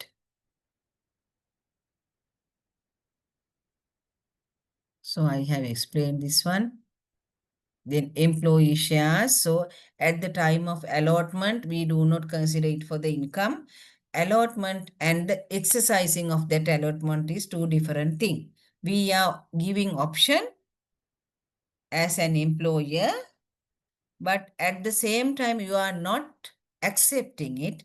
You will accept it later. So when I am offering, it should not be considered as an income. But when you are accepting it, at that time, it will be a benefit to you. මම ඔයාට offer එකක් ගන්න කියලා කියනවා. මම කියනවා මම ඔයාට දෙන්නම් මේක ගන්න කියලා. හැබැයි ඔයා ඒ වෙලේ ඒක ගන්නෙ නැහැ. ඔයගොල්ලෝ ඒක ගන්නෙ කාලයක් ගිහිල්ලා. සමහරවිට මේ අවුරුද්දේ කියනවා ඊළඟ අවුරුද්දේ ගන්නෙ. Because of that, at the time of granting that option, we should not consider for the benefit. But when you are exercising it, at that time, you should take that opportunity.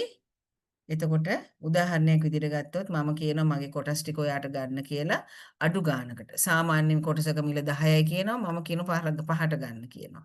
එතකොට 5ක් සල්ලි දීලා ගන්නවා. එතකොට අන්නේ 5 තමයි benefit එක වෙන්නේ. හැබැයි benefit එක we consider that benefit when you are purchasing that shares, not the time I am offering it. So that is the two different situations. Then these are the exemptions. I have given it under my presentation slide. So for you easy reference, compensation, pension. Then the last one is benefits derived by a government employee for road vehicle permit.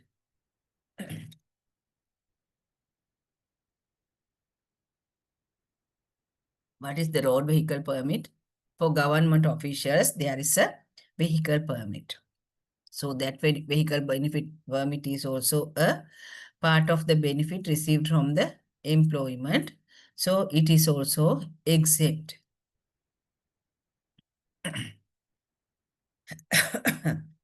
Then what are the provisions related to employment income?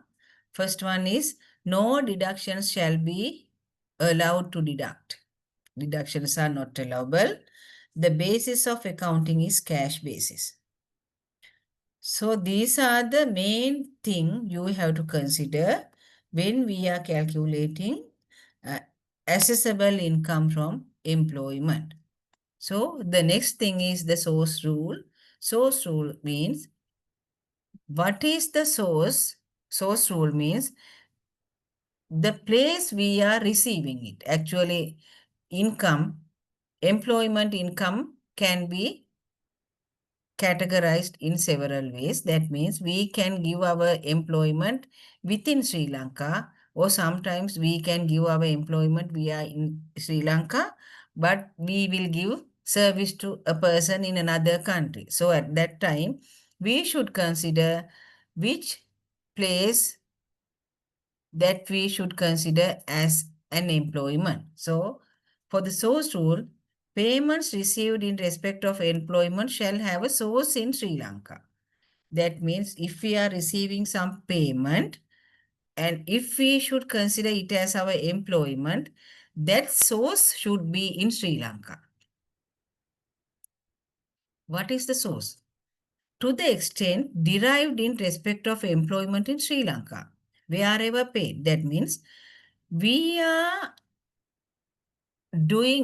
giving employment in Sri Lanka, but my salary is paid by another person in another country. මම ලංකාවේ ඉඳලා තමයි මගේ company එකට සර්විය දෙන්නේ. මට පඩි ගෙවන්නේ එංගලන්තේ කම්පැනි එකක්. But I am giving my employment to a company in Sri Lanka. So at that time, my employment has a source in Sri Lanka. That means I should pay taxes according to the Sri Lanka law.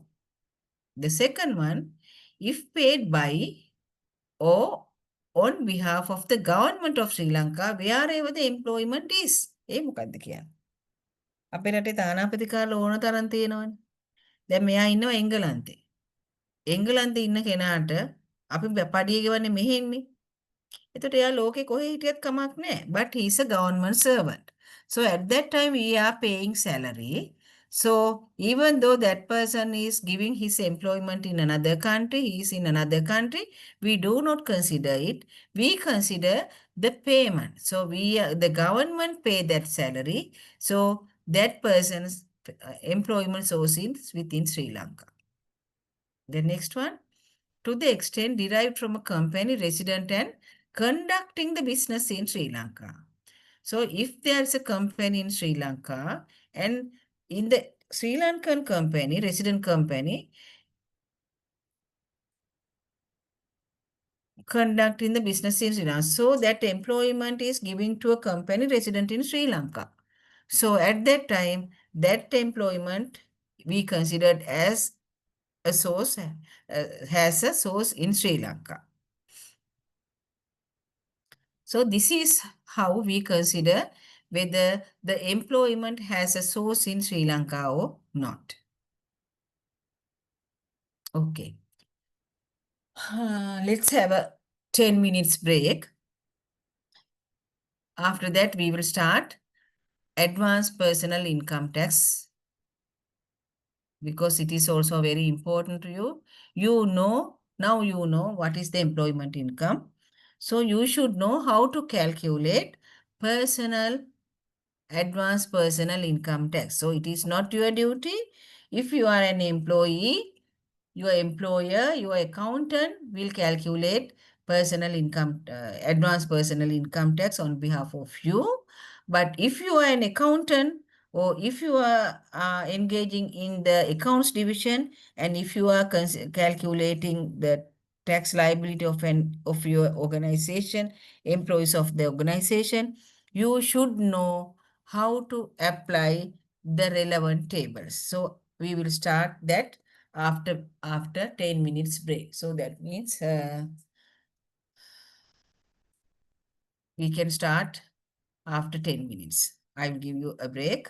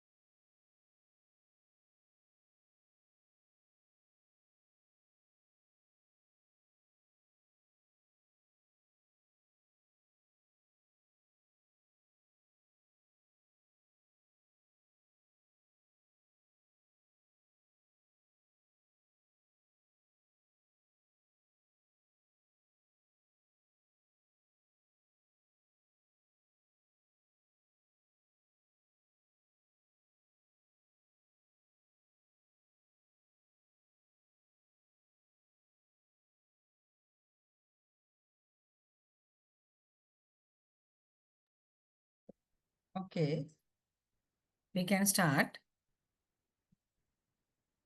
So now I am moving to advanced personal income tax calculation. So what is the meaning of advanced personal income tax, and who should do it? Who should do it? When we are calculating our tax liability, do we need to do it like this?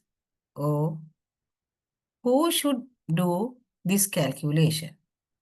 In our organization, our accountant or any person who is calculating, who is deducting APIT or payee or salary deduction, that person should know these things. එතකොට මේ අපි හැමෝම දැනගන්න ඕන දෙයක් උත් නෙවෙයි ඇත්තටම මේක. Because for my salary, when I am receiving my salary, my accountant in my organization should deduct taxes on behalf of me. We call it advanced personal income tax. So it is a kind of advance tax payment by me, but it is not done by me. It is done by the accountant on behalf of me. So when I am calculating my tax liability, then it is an easy thing because I should consider only about myself. But for an accountant, when he is calculating employee's tax liability, it is very difficult thing because there are a lot of employees in that organization. So because of that, we have calculated a tax liability and we have published a booklet. It actually earlier we printed it and shared it with the employer, but now we are not printed it. It has already been published in our website. So you can see that calculation in the website. So personal deduction of advanced personal income tax or APIT, earlier we used the term payee. That is an obligation of the employer. So employer should deduct APIT from our salary or our employment payment. So for that employer, it is not necessary to get our consent for that deduction. මම කිව්වොත් විතරක් නෙවෙයි ආඩු කරන්න ඕනේ. මගේ කැමැත්ත ඇතුව නෙවෙයි ආඩු කරන්න ඕනේ. Whether I like it or not, when I am receiving my salary, that employer should deduct APIT part from that salary. That is his obligation. He should do it, not me. He should do it. He should deduct it on behalf of me, and he should, after deduction of that tax, he should pay it to the department. So every month they should deduct our EPIT portion, and the deducted amount should be paid to the department in the next month.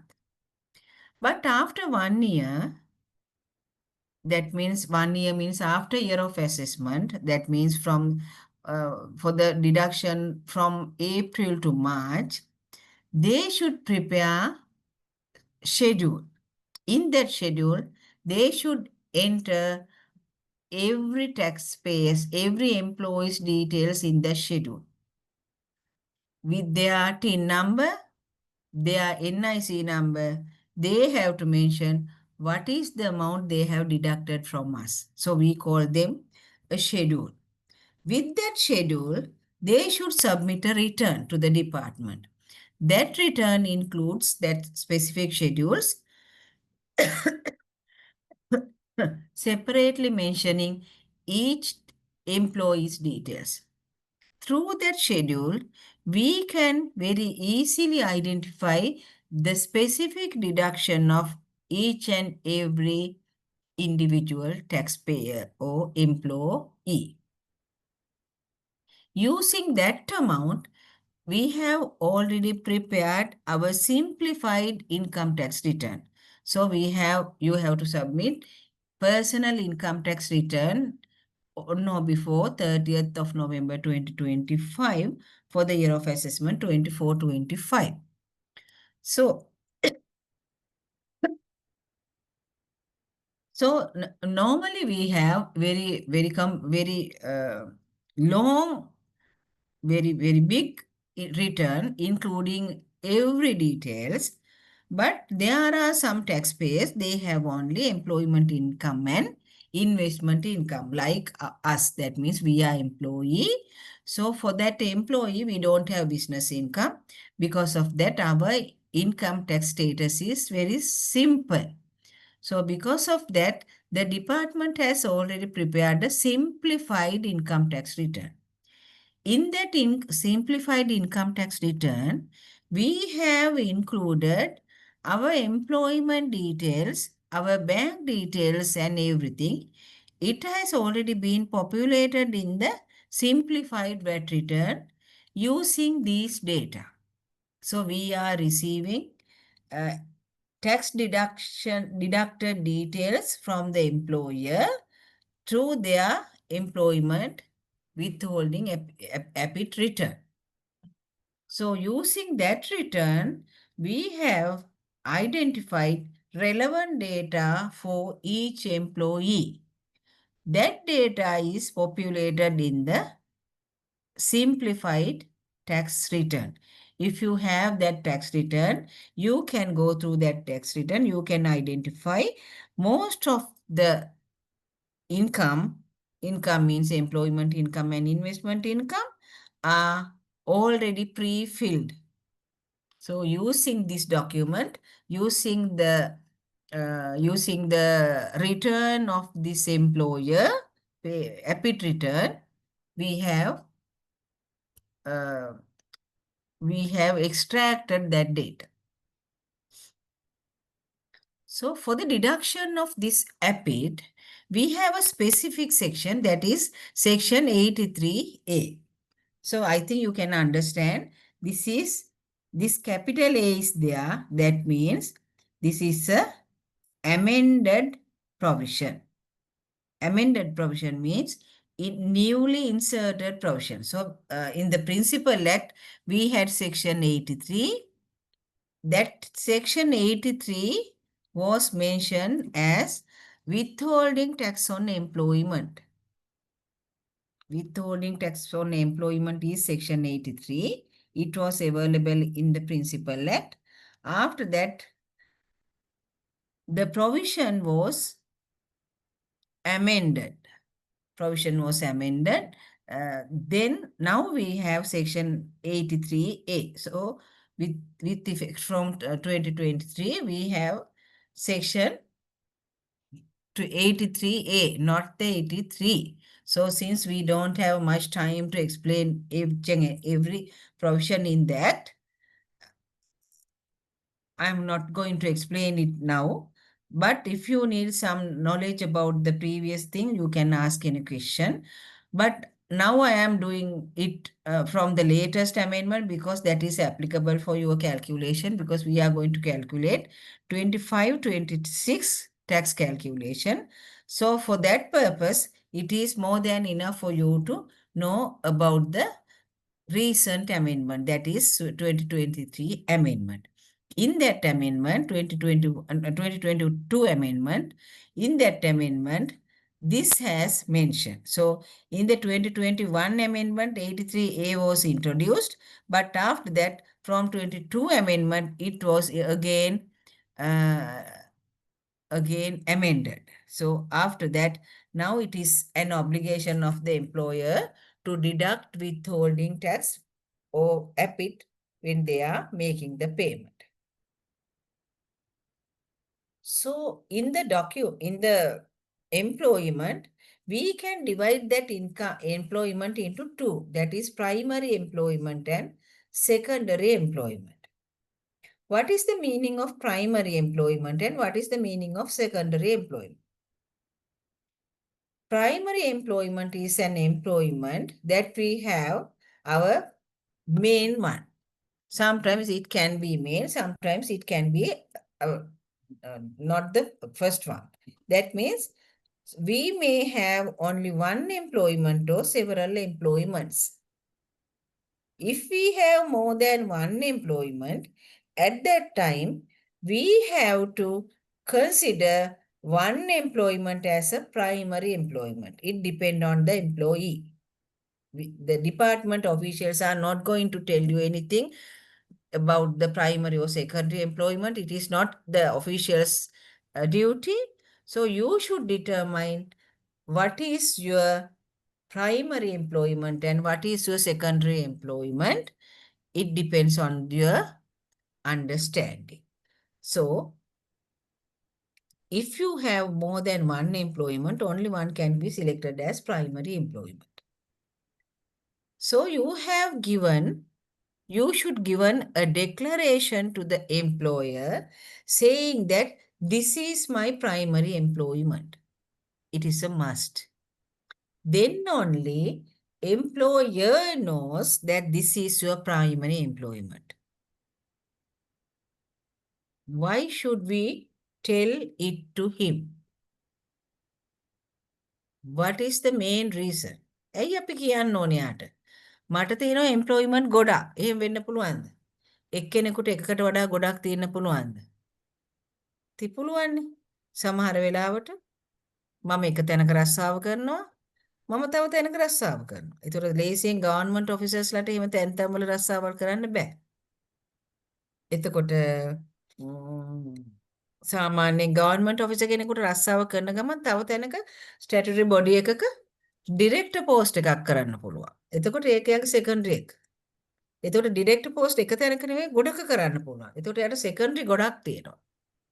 එතකොට අපිට ඒ වගේ for a person, for an individual, there may be lot of employments. If we have more than one employment should be identified as a primary employment. All other employments are secondary employments. So there may be lot of secondary employments. If we have more than one employment, that is a primary, so we should give a declaration to the employer saying that this is my primary employment.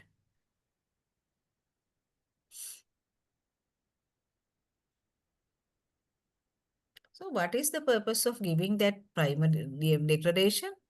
Because when we are applying a table, at that time, for the primary employment, we will grant that personal relief. Personal relief means for the year of assessment 25, for the year of assessment 25-26, personal relief is 1.8 million. So we can give it only once per year for year of assessment. So if we have more than one employment, if we are not going to tell it to my employer, they may not know whether you have one employment or more than one employment. At that time, without knowing that, they may apply the same table for the deduction of advanced personal income tax. So that is why you should tell your employer with regard to the primary employment. Then for the secondary employment,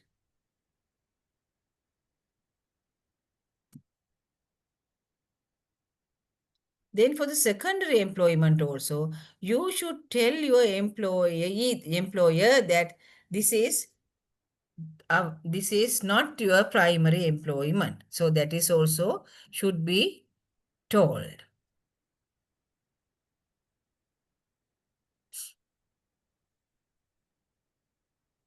So this is the web page for the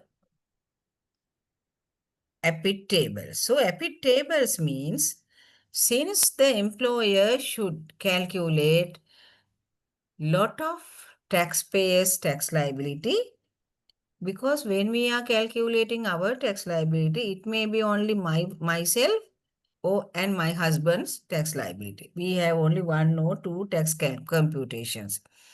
But for the employer, there are a lot of employees to be calculated their tax liabilities. So he cannot calculate one by one.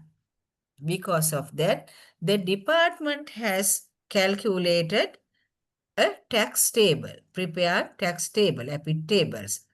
So based on that EPIT table, the employer can deduct tax liability of the employee. It is like our logbook. I think මතකයිනේ පුංචි කාලේ ඉස්කෝලේ යනකොට අපිට ලඝු පොතක් තිබ්බා. මේ ලඝු පොතේ තියෙන ඉලක්කම් ගොඩාරියක් තියෙන මේකට කියලා අන්න ඒ වගේ එකක් තමයි මේ tax table එක කියන්නේ. එතකොට tax table 1 වල තියෙන ඒ වගේ. So you can go to this website to that tax table. You can find it. I have already shared some circulars and everything, but these tables are not shared with that. So you can go to the EPIT table through the website under publication. So click that publication. There's a drop box. In that drop box, you can see EPIT tables. In the EPIT table here, it is for 23, 24 in this screen, but you can find 25 EPIT table relevant for 25, 26 because now you are in that year of assessment. So for the calculation of deduction of EPIT, you should use that EPIT table. So in that EPIT table, I think you can see table 1, table 2, table 3 like that. For the year of assessment 25, 26, there are 8 tables. Up to 23, 24, 25, we had only 7 tables. But from 25, 26 year of assessment, we have 8 tables. So you can go through that document. You can see what are the table, how do you apply, how to apply table 1 to 8. So these are the tables. Table 1 for regular profit from income. Regular profit means for the primary employment, in the normal course, for the primary employment, we are applying table 1. Table 1 for regular profits. I will explain what are the regular profits later. Then table 2 for lump sum payments.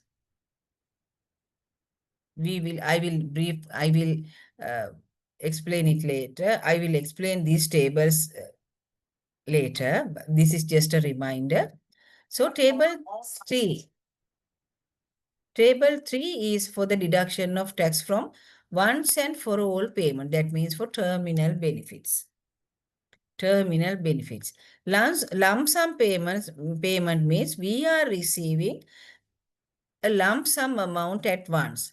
For an example, bonus. For a specific period, we are receiving bonus. That is a lump sum payment. Sometimes we are receiving salary arrears. It is for a specific period, but we are receiving it at once. So we call it lump sum payments. So regular profits means amounts we are receiving time to time, monthly, regularly. The amount, salary, OT, allowances, we are receiving regularly. So for that kind of income, we should apply table 1. For lump sum payments, that means for salary arrears or bonus, calculation of EPIT for salary arrears or bonus, we should apply table 2. For terminal benefits means when we are losing our business employment, when we are terminating our employment, at that time we are receiving some terminal benefits. Gratuity, what is that? Pension, commuted pension. So we are receiving that kind of income at the time of retirement. So we are call it terminal benefits. For the calculation of tax liability for a terminal benefits, we should use table 3. Then table 4 is for the calculation of non-resident, non-citizens tax liability. That means non-resident, non-citizen employees tax liability. Then tax table 5 is for cumulative profit from the primary employment. Cumulative profits means sometimes when we are starting from a month, that month is not taxable, but after several months, our tax threshold will increase. Then we should apply the tax rates. We should start the deduction of tax liability. At that time, we should apply table 5. Then table 6 is for tax on tax rates. Table 7 is for secondary employment. That means for the primary employment, we are using table 1. If we have more than one employment, then we should select one employment as a primary employment. For the calculation of tax liability of that primary employment, we should apply table 1.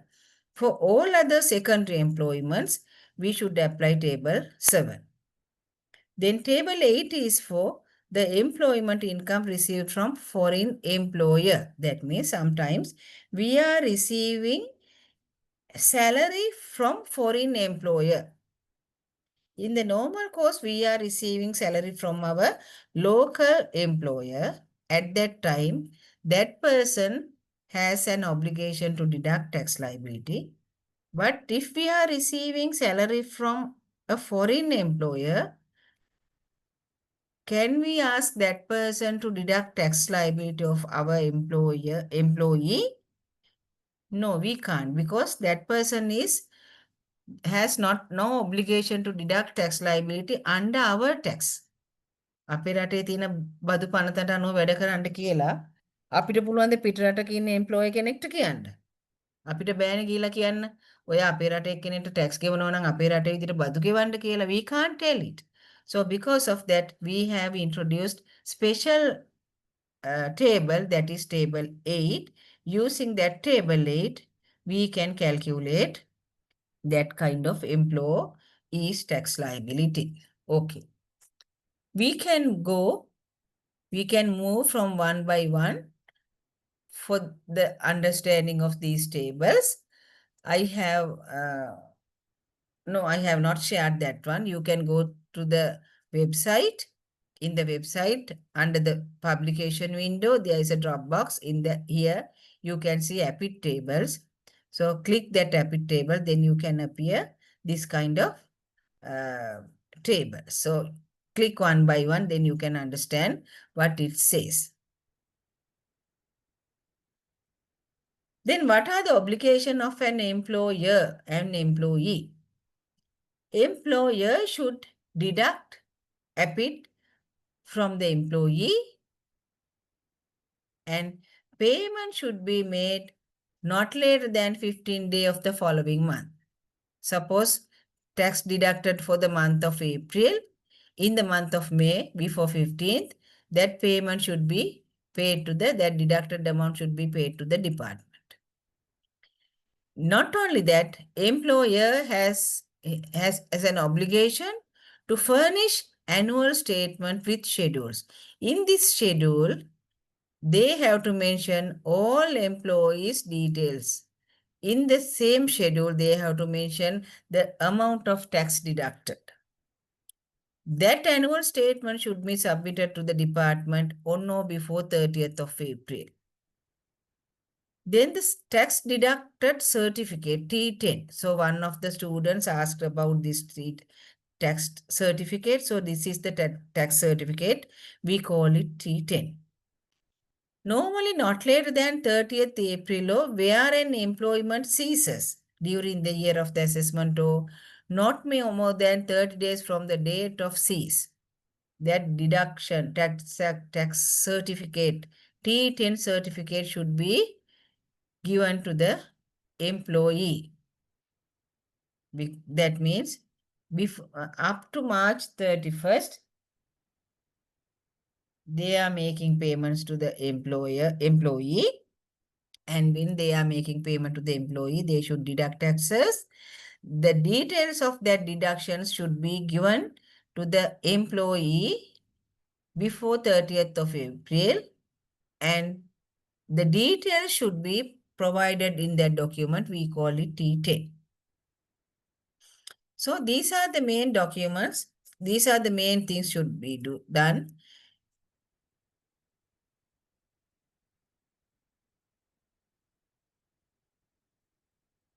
So this schedule 1 and schedule 2 should be submitted.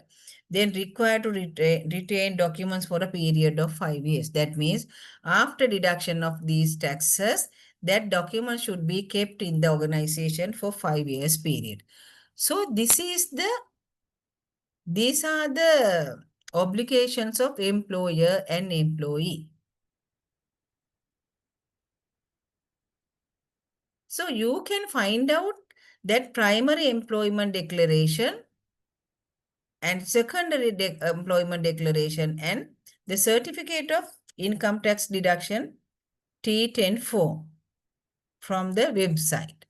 You can go to the downloads. This is the website of the department. You can go to the downloads. In that download, you can see forms and return. In the forms and return, you can see advanced personal income tax. In the beginning of that wording, you can see the plus mark. Just click that plus mark. Then you can see primary employment declaration, secondary employment declaration, and the T10 form. So you can download them from the website. So as a withholding agent, as an agent of the government, the employer should deduct taxes from the employee. That is a must. It should be done by the employer. If that employer is not deducted that amount, the employee cannot say, it is not my obligation, it is my employer's obligation. If he has not deducted, it is not my duty. You cannot say like that. If he is not deducted, the definitely employee should pay taxes according to the provisions of that. එතකොට employer අඩු කරේ නෑ මට මොකෝ මගේ වැඩක් නෙවෙයිනි කියලා සද්ද නැතුව ඉන්න බෑ. Here it says the withholdee shall be jointly and severally liable with the withholding agent. Withholding agent means employer. Withholdee means employee. මේ අඩු කරේ නෑ කියලා කටවහගෙන සද්ද නැතුව ඉන්න බෑ. එයා ඒක අඩු කරන්න ඕන. එතකොට මෙයා අඩු කරලා නැත්තම් අපි දන්නවා එයා අඩු කරලා නැහැ කියලා. අපි අතට පඩි එනකොට අපි දන්නවනේ ගිය සැරේට වඩා වැඩි පඩියක් එනකොට ආනේ ටැක්ස් අඩු කරලා නැහැ. එහෙනම් අපි මොකද කරන්නේ? එයා අඩු කරලා නැත්තම් ඉක්මනට මේක අඩු කරන්න ඕනේ. Okay. So those are the main things that employer should do. Then we have one more important thing with regard to the employment income. That is non-cash benefit. What are the non-cash benefits?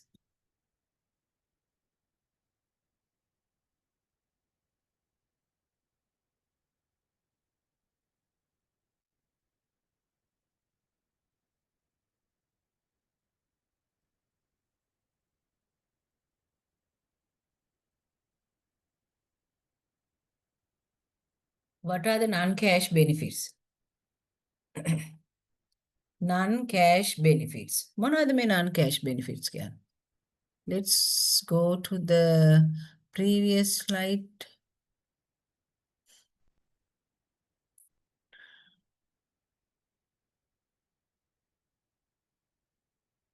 Here it says the fair market value of benefits received or derived by virtue of the employment by an individual or an associate. එතන මොකද්ද මෙතන කියන්නේ?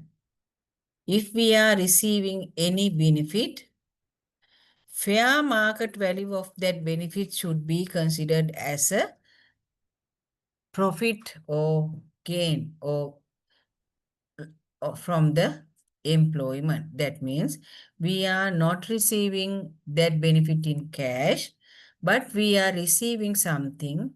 So the fair market value of that benefit should be considered.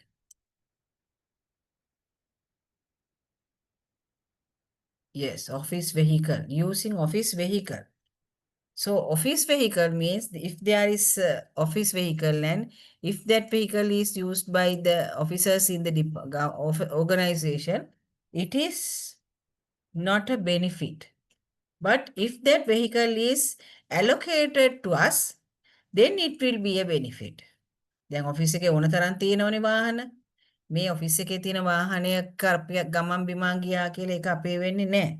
But if that vehicle is allocated to the name of that officer, then that is a benefit. So that officer can come to the office with on that vehicle, can go and come.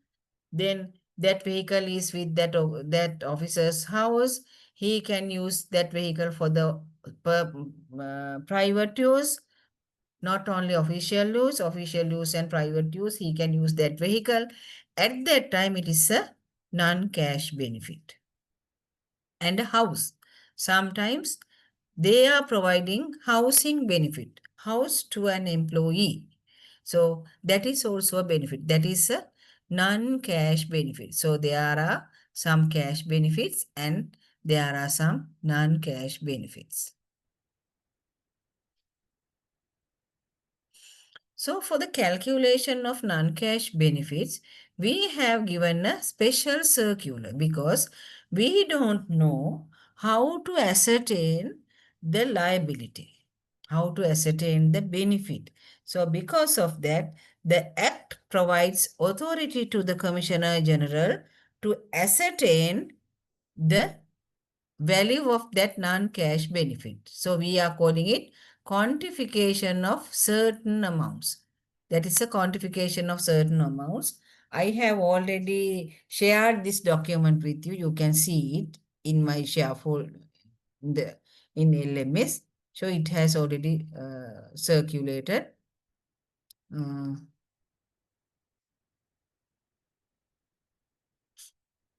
So this is the circular SCC Secretariat SCC 2023. This is E for English 2. This is the date. So from 2023, this is the applicable schedule, applicable circular. It says value of company shares awarded by employer as explained earlier. So yeah.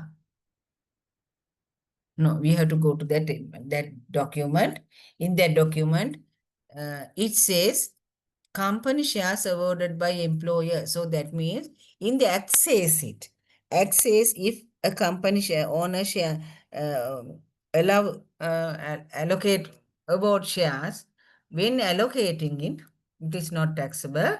But when we are accepting it at that time, we have to consider that the price is already there. So that is why we have not mentioned it here. Then the resident benefit. Value of benefit from any residence provided by the employer. So sometimes we are receiving a resident. ගෙයක් හම්බ වෙනවනේ අපිට. එතකොට මේ ගෙදර අපි කොහොමද value කරන්නේ? අපිට තියෙන්න ඕනේ වැලියු එක. අපිට ගෙයක් දෙනවා. මේ ගෙදර අපි කොහොමද වැලියු කරන්නේ? We have to consider whether the resident is provided with furnished or unfurnished, but is provided by the employer. ඇයි මේ furnished unfurnished කියලා විශේෂයෙන් ලියලා තියෙන්නේ? මේ circular එක එන්න කලින් තිබෙන circulars වල furnished නම් මේ ගාන, unfurnished නම් මේ ගාන, rated area නම් මේ ගාන, unrated area නම් මේ ගාන කියලා ලොකු කතන්දර ගොඩක් තිබුණා. මේක හරි simplify කරලා තියෙන්නේ දැන් එකයි. ඒතකොට අර ඒක තමයි වෙනස. නැත්තම් පරණ ඒවා ගැන දන්න අයට මේක issue එකක් එනවා. Why it is not categorized? That is why it has given furnished and unfurnished. So after that, we have to consider whether that residence is in rated area or not. In rated area where the rates are collected by local authority. අපි මොනවද ওই වරිපණම් ගන්නෙ? අන්න ඒ වගේ මේ rate එක එකතු කරන තැනක්ද? නැත්නම් not corrected පැත්තක්ද? state bungalow එකක්ද? So after that we have given a criteria that is 12.5% of salary of the respective employee for the relevant month. ඒ කියන්නේ මොකද්ද?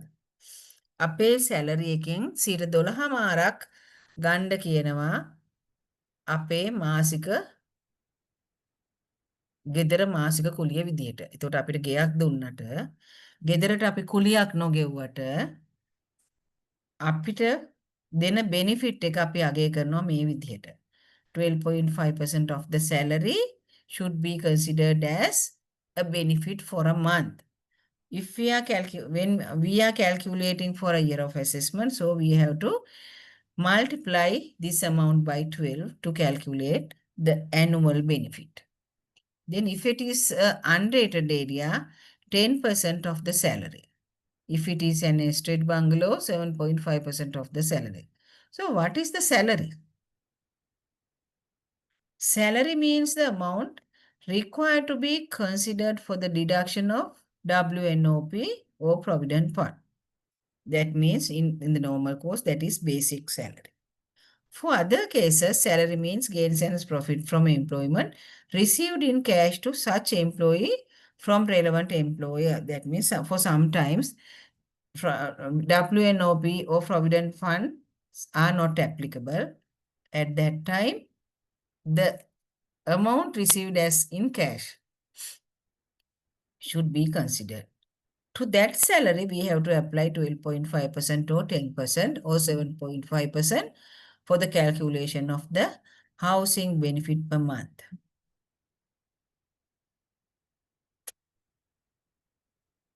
Sometimes the calculated amount is higher than the actual amount. So at that time, the lesser amount should be considered as a benefit.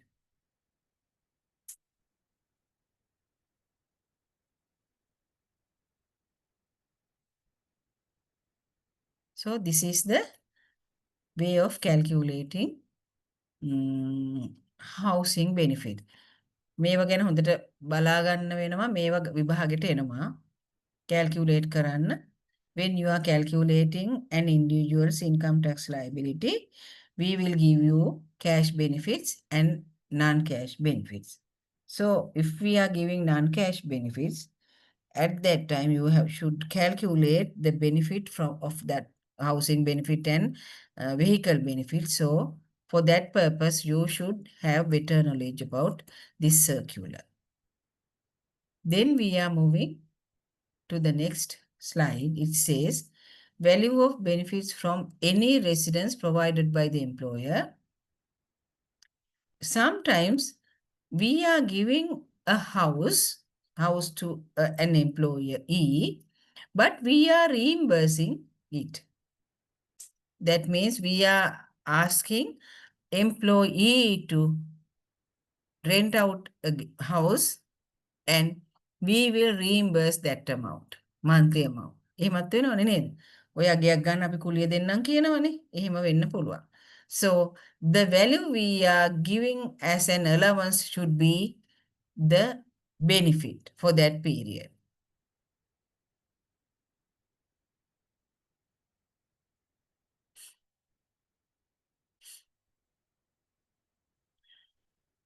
Sometimes we are collecting some part of the housing benefit from employee.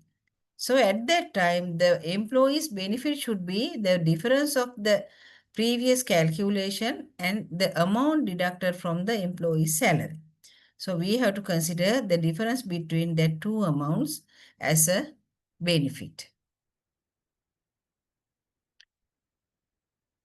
So this is the quantification of the benefit for vehicles. දැන් මෙතන ඉන්න ගොඩක් දෙනා ඇතිනේ වාහනයක් එහෙම ආයතන වලින් හම්බුන. සාමාන්‍යයෙන් ගෙයකට වඩා වාහනයක් හම්බ වෙන්න තියෙන ඉඩකඩ වැඩි. If you have received a vehicle, sometimes vehicle with a driver and with the fuel, at that time it is also a non-cash benefit because we are not receiving cash for that benefit. If so, we have to calculate the non-cash benefit of that transport traveling benefit.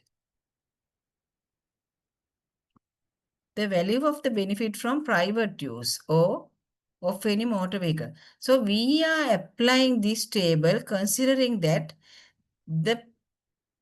they are using this vehicle for private use also. That means if there is a vehicle and that vehicle is used only for the official purposes, we cannot collect any amount as a vehicle benefit. But we know that if we are providing a vehicle to a taxpayer or employee, that vehicle should be, or that no, in normal course, that vehicle is using for a private purposes as well. So that is why we are applying, we have considered this amount as a benefit. So if we have given a vehicle with the on vehicle only, 20%, 20,000 should be considered for month. If that is vehicle with driver, 30%. Vehicle driver and with fuel, that is 50%. That means 50,000. 50,000 per month should be considered as a vehicle benefit. And for a year of assessment, we should multiply it by 12. Then there are some conditions. If that benefit is given for a official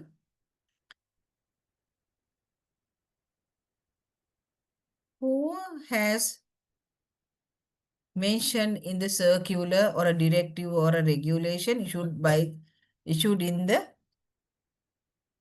issued by the government, that category, for that category, only 25% of the cost should be considered for the as a benefit. Not the total amount, but the 25% of that amount should be considered as a benefit. Then government officers ලට තමයි මේක සාමාන්‍යයෙන් තියෙන්නේ, රජය companies වලට නැහැ. එතකොට මේ අපි consider කරන value එකෙන් 25ක් විතරයි අපි සලකන්න ඕනේ මෙයාගේ private use එකට ගත්තා කියලා.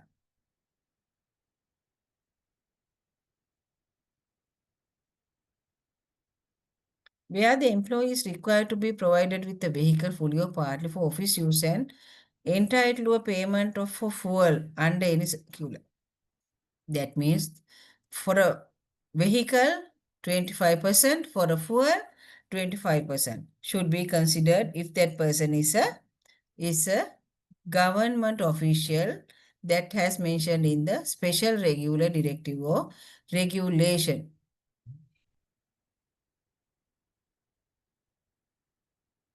And we will give this benefit only to a one vehicle. That means if any employee has provided more than one vehicle, at that time for all other vehicles, market value should be considered.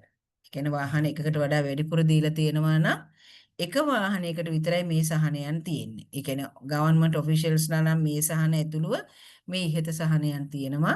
මේකත් සහනයක්. Because we have given a provision. In that provision it says to consider fair market value.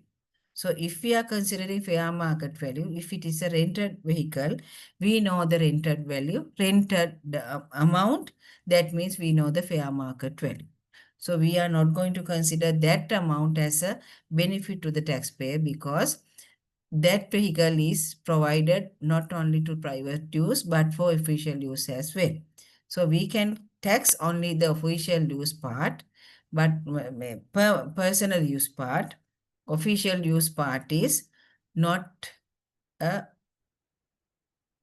benefit for the taxpayer.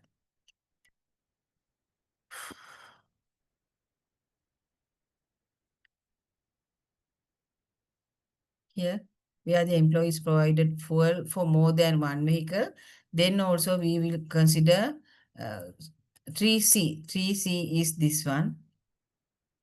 it is applicable only for one vehicle. That means 25% is applicable only for one vehicle. If there are more than one vehicle, for that vehicle, the total amount given by the institution as a benefit should be considered for the income tax purposes. If that is a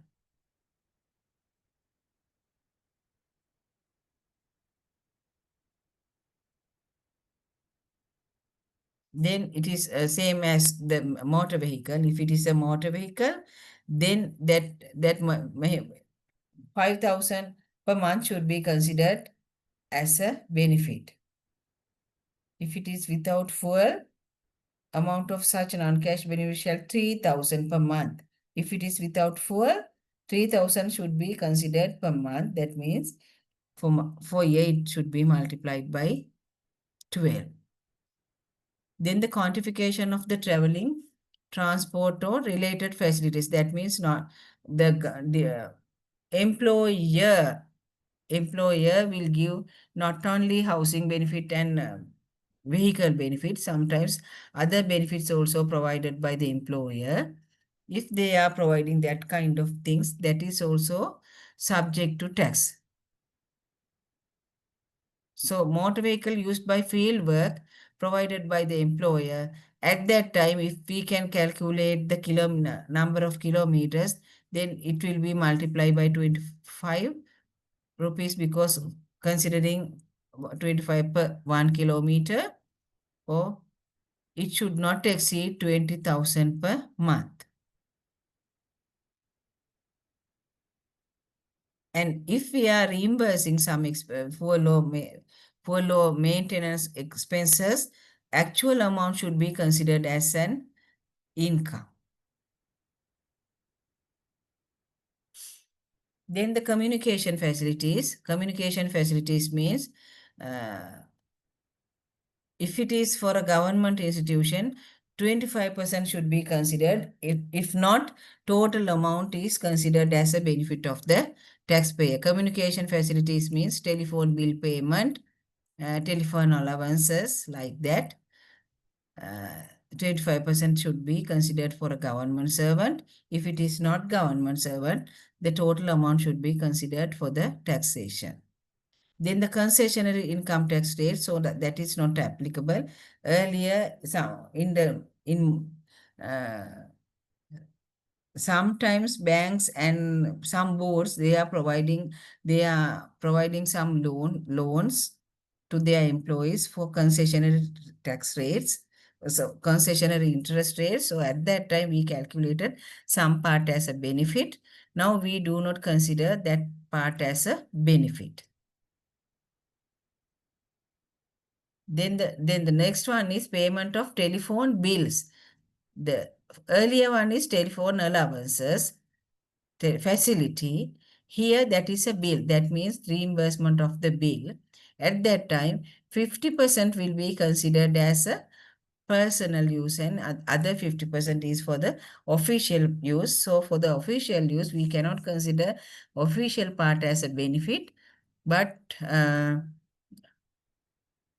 private use part will be considered as a benefit to the taxpayer.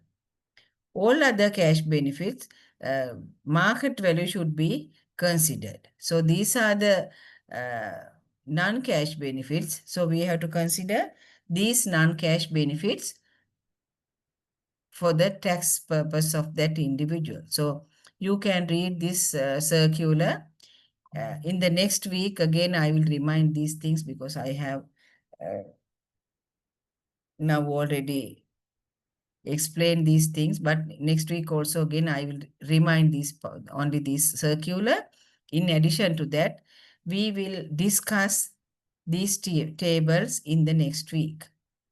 After that, we can finish employment income source, then we can start business income source after we finish these tables. So if you can please read these tables carefully, you can find these tables in the IRD website.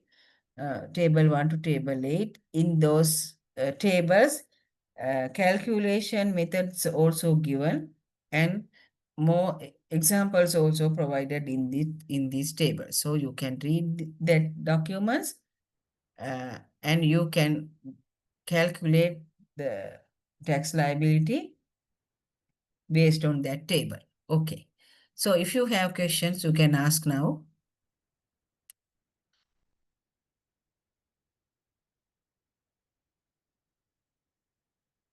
ප්‍රශ්න තියෙනවා නම් අහන්න. තේරුම් නැති තැනක් තියෙනවා නම් අහන්න.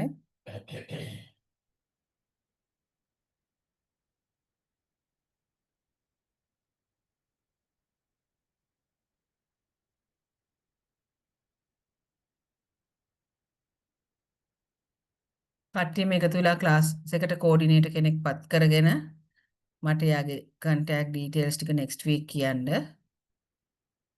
ඊට අමතරව ඕගොල්ලන්ගේ වේගය වැඩිද තව හිමින් කරන්න ඕනද තව හයියෙන් කරන්න ඕනද ඒ ටික කතන්දරලා ඒකත් මට කියන්න.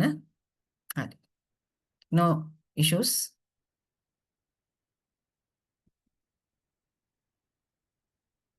Is it clear?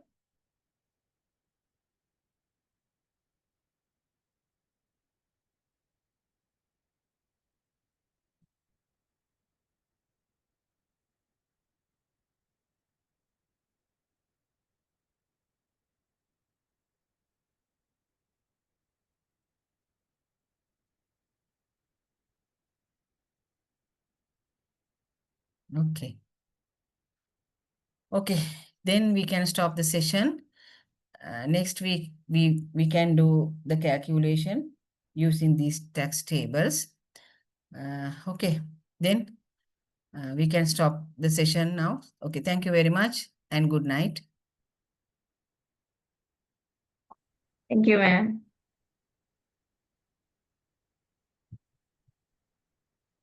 What?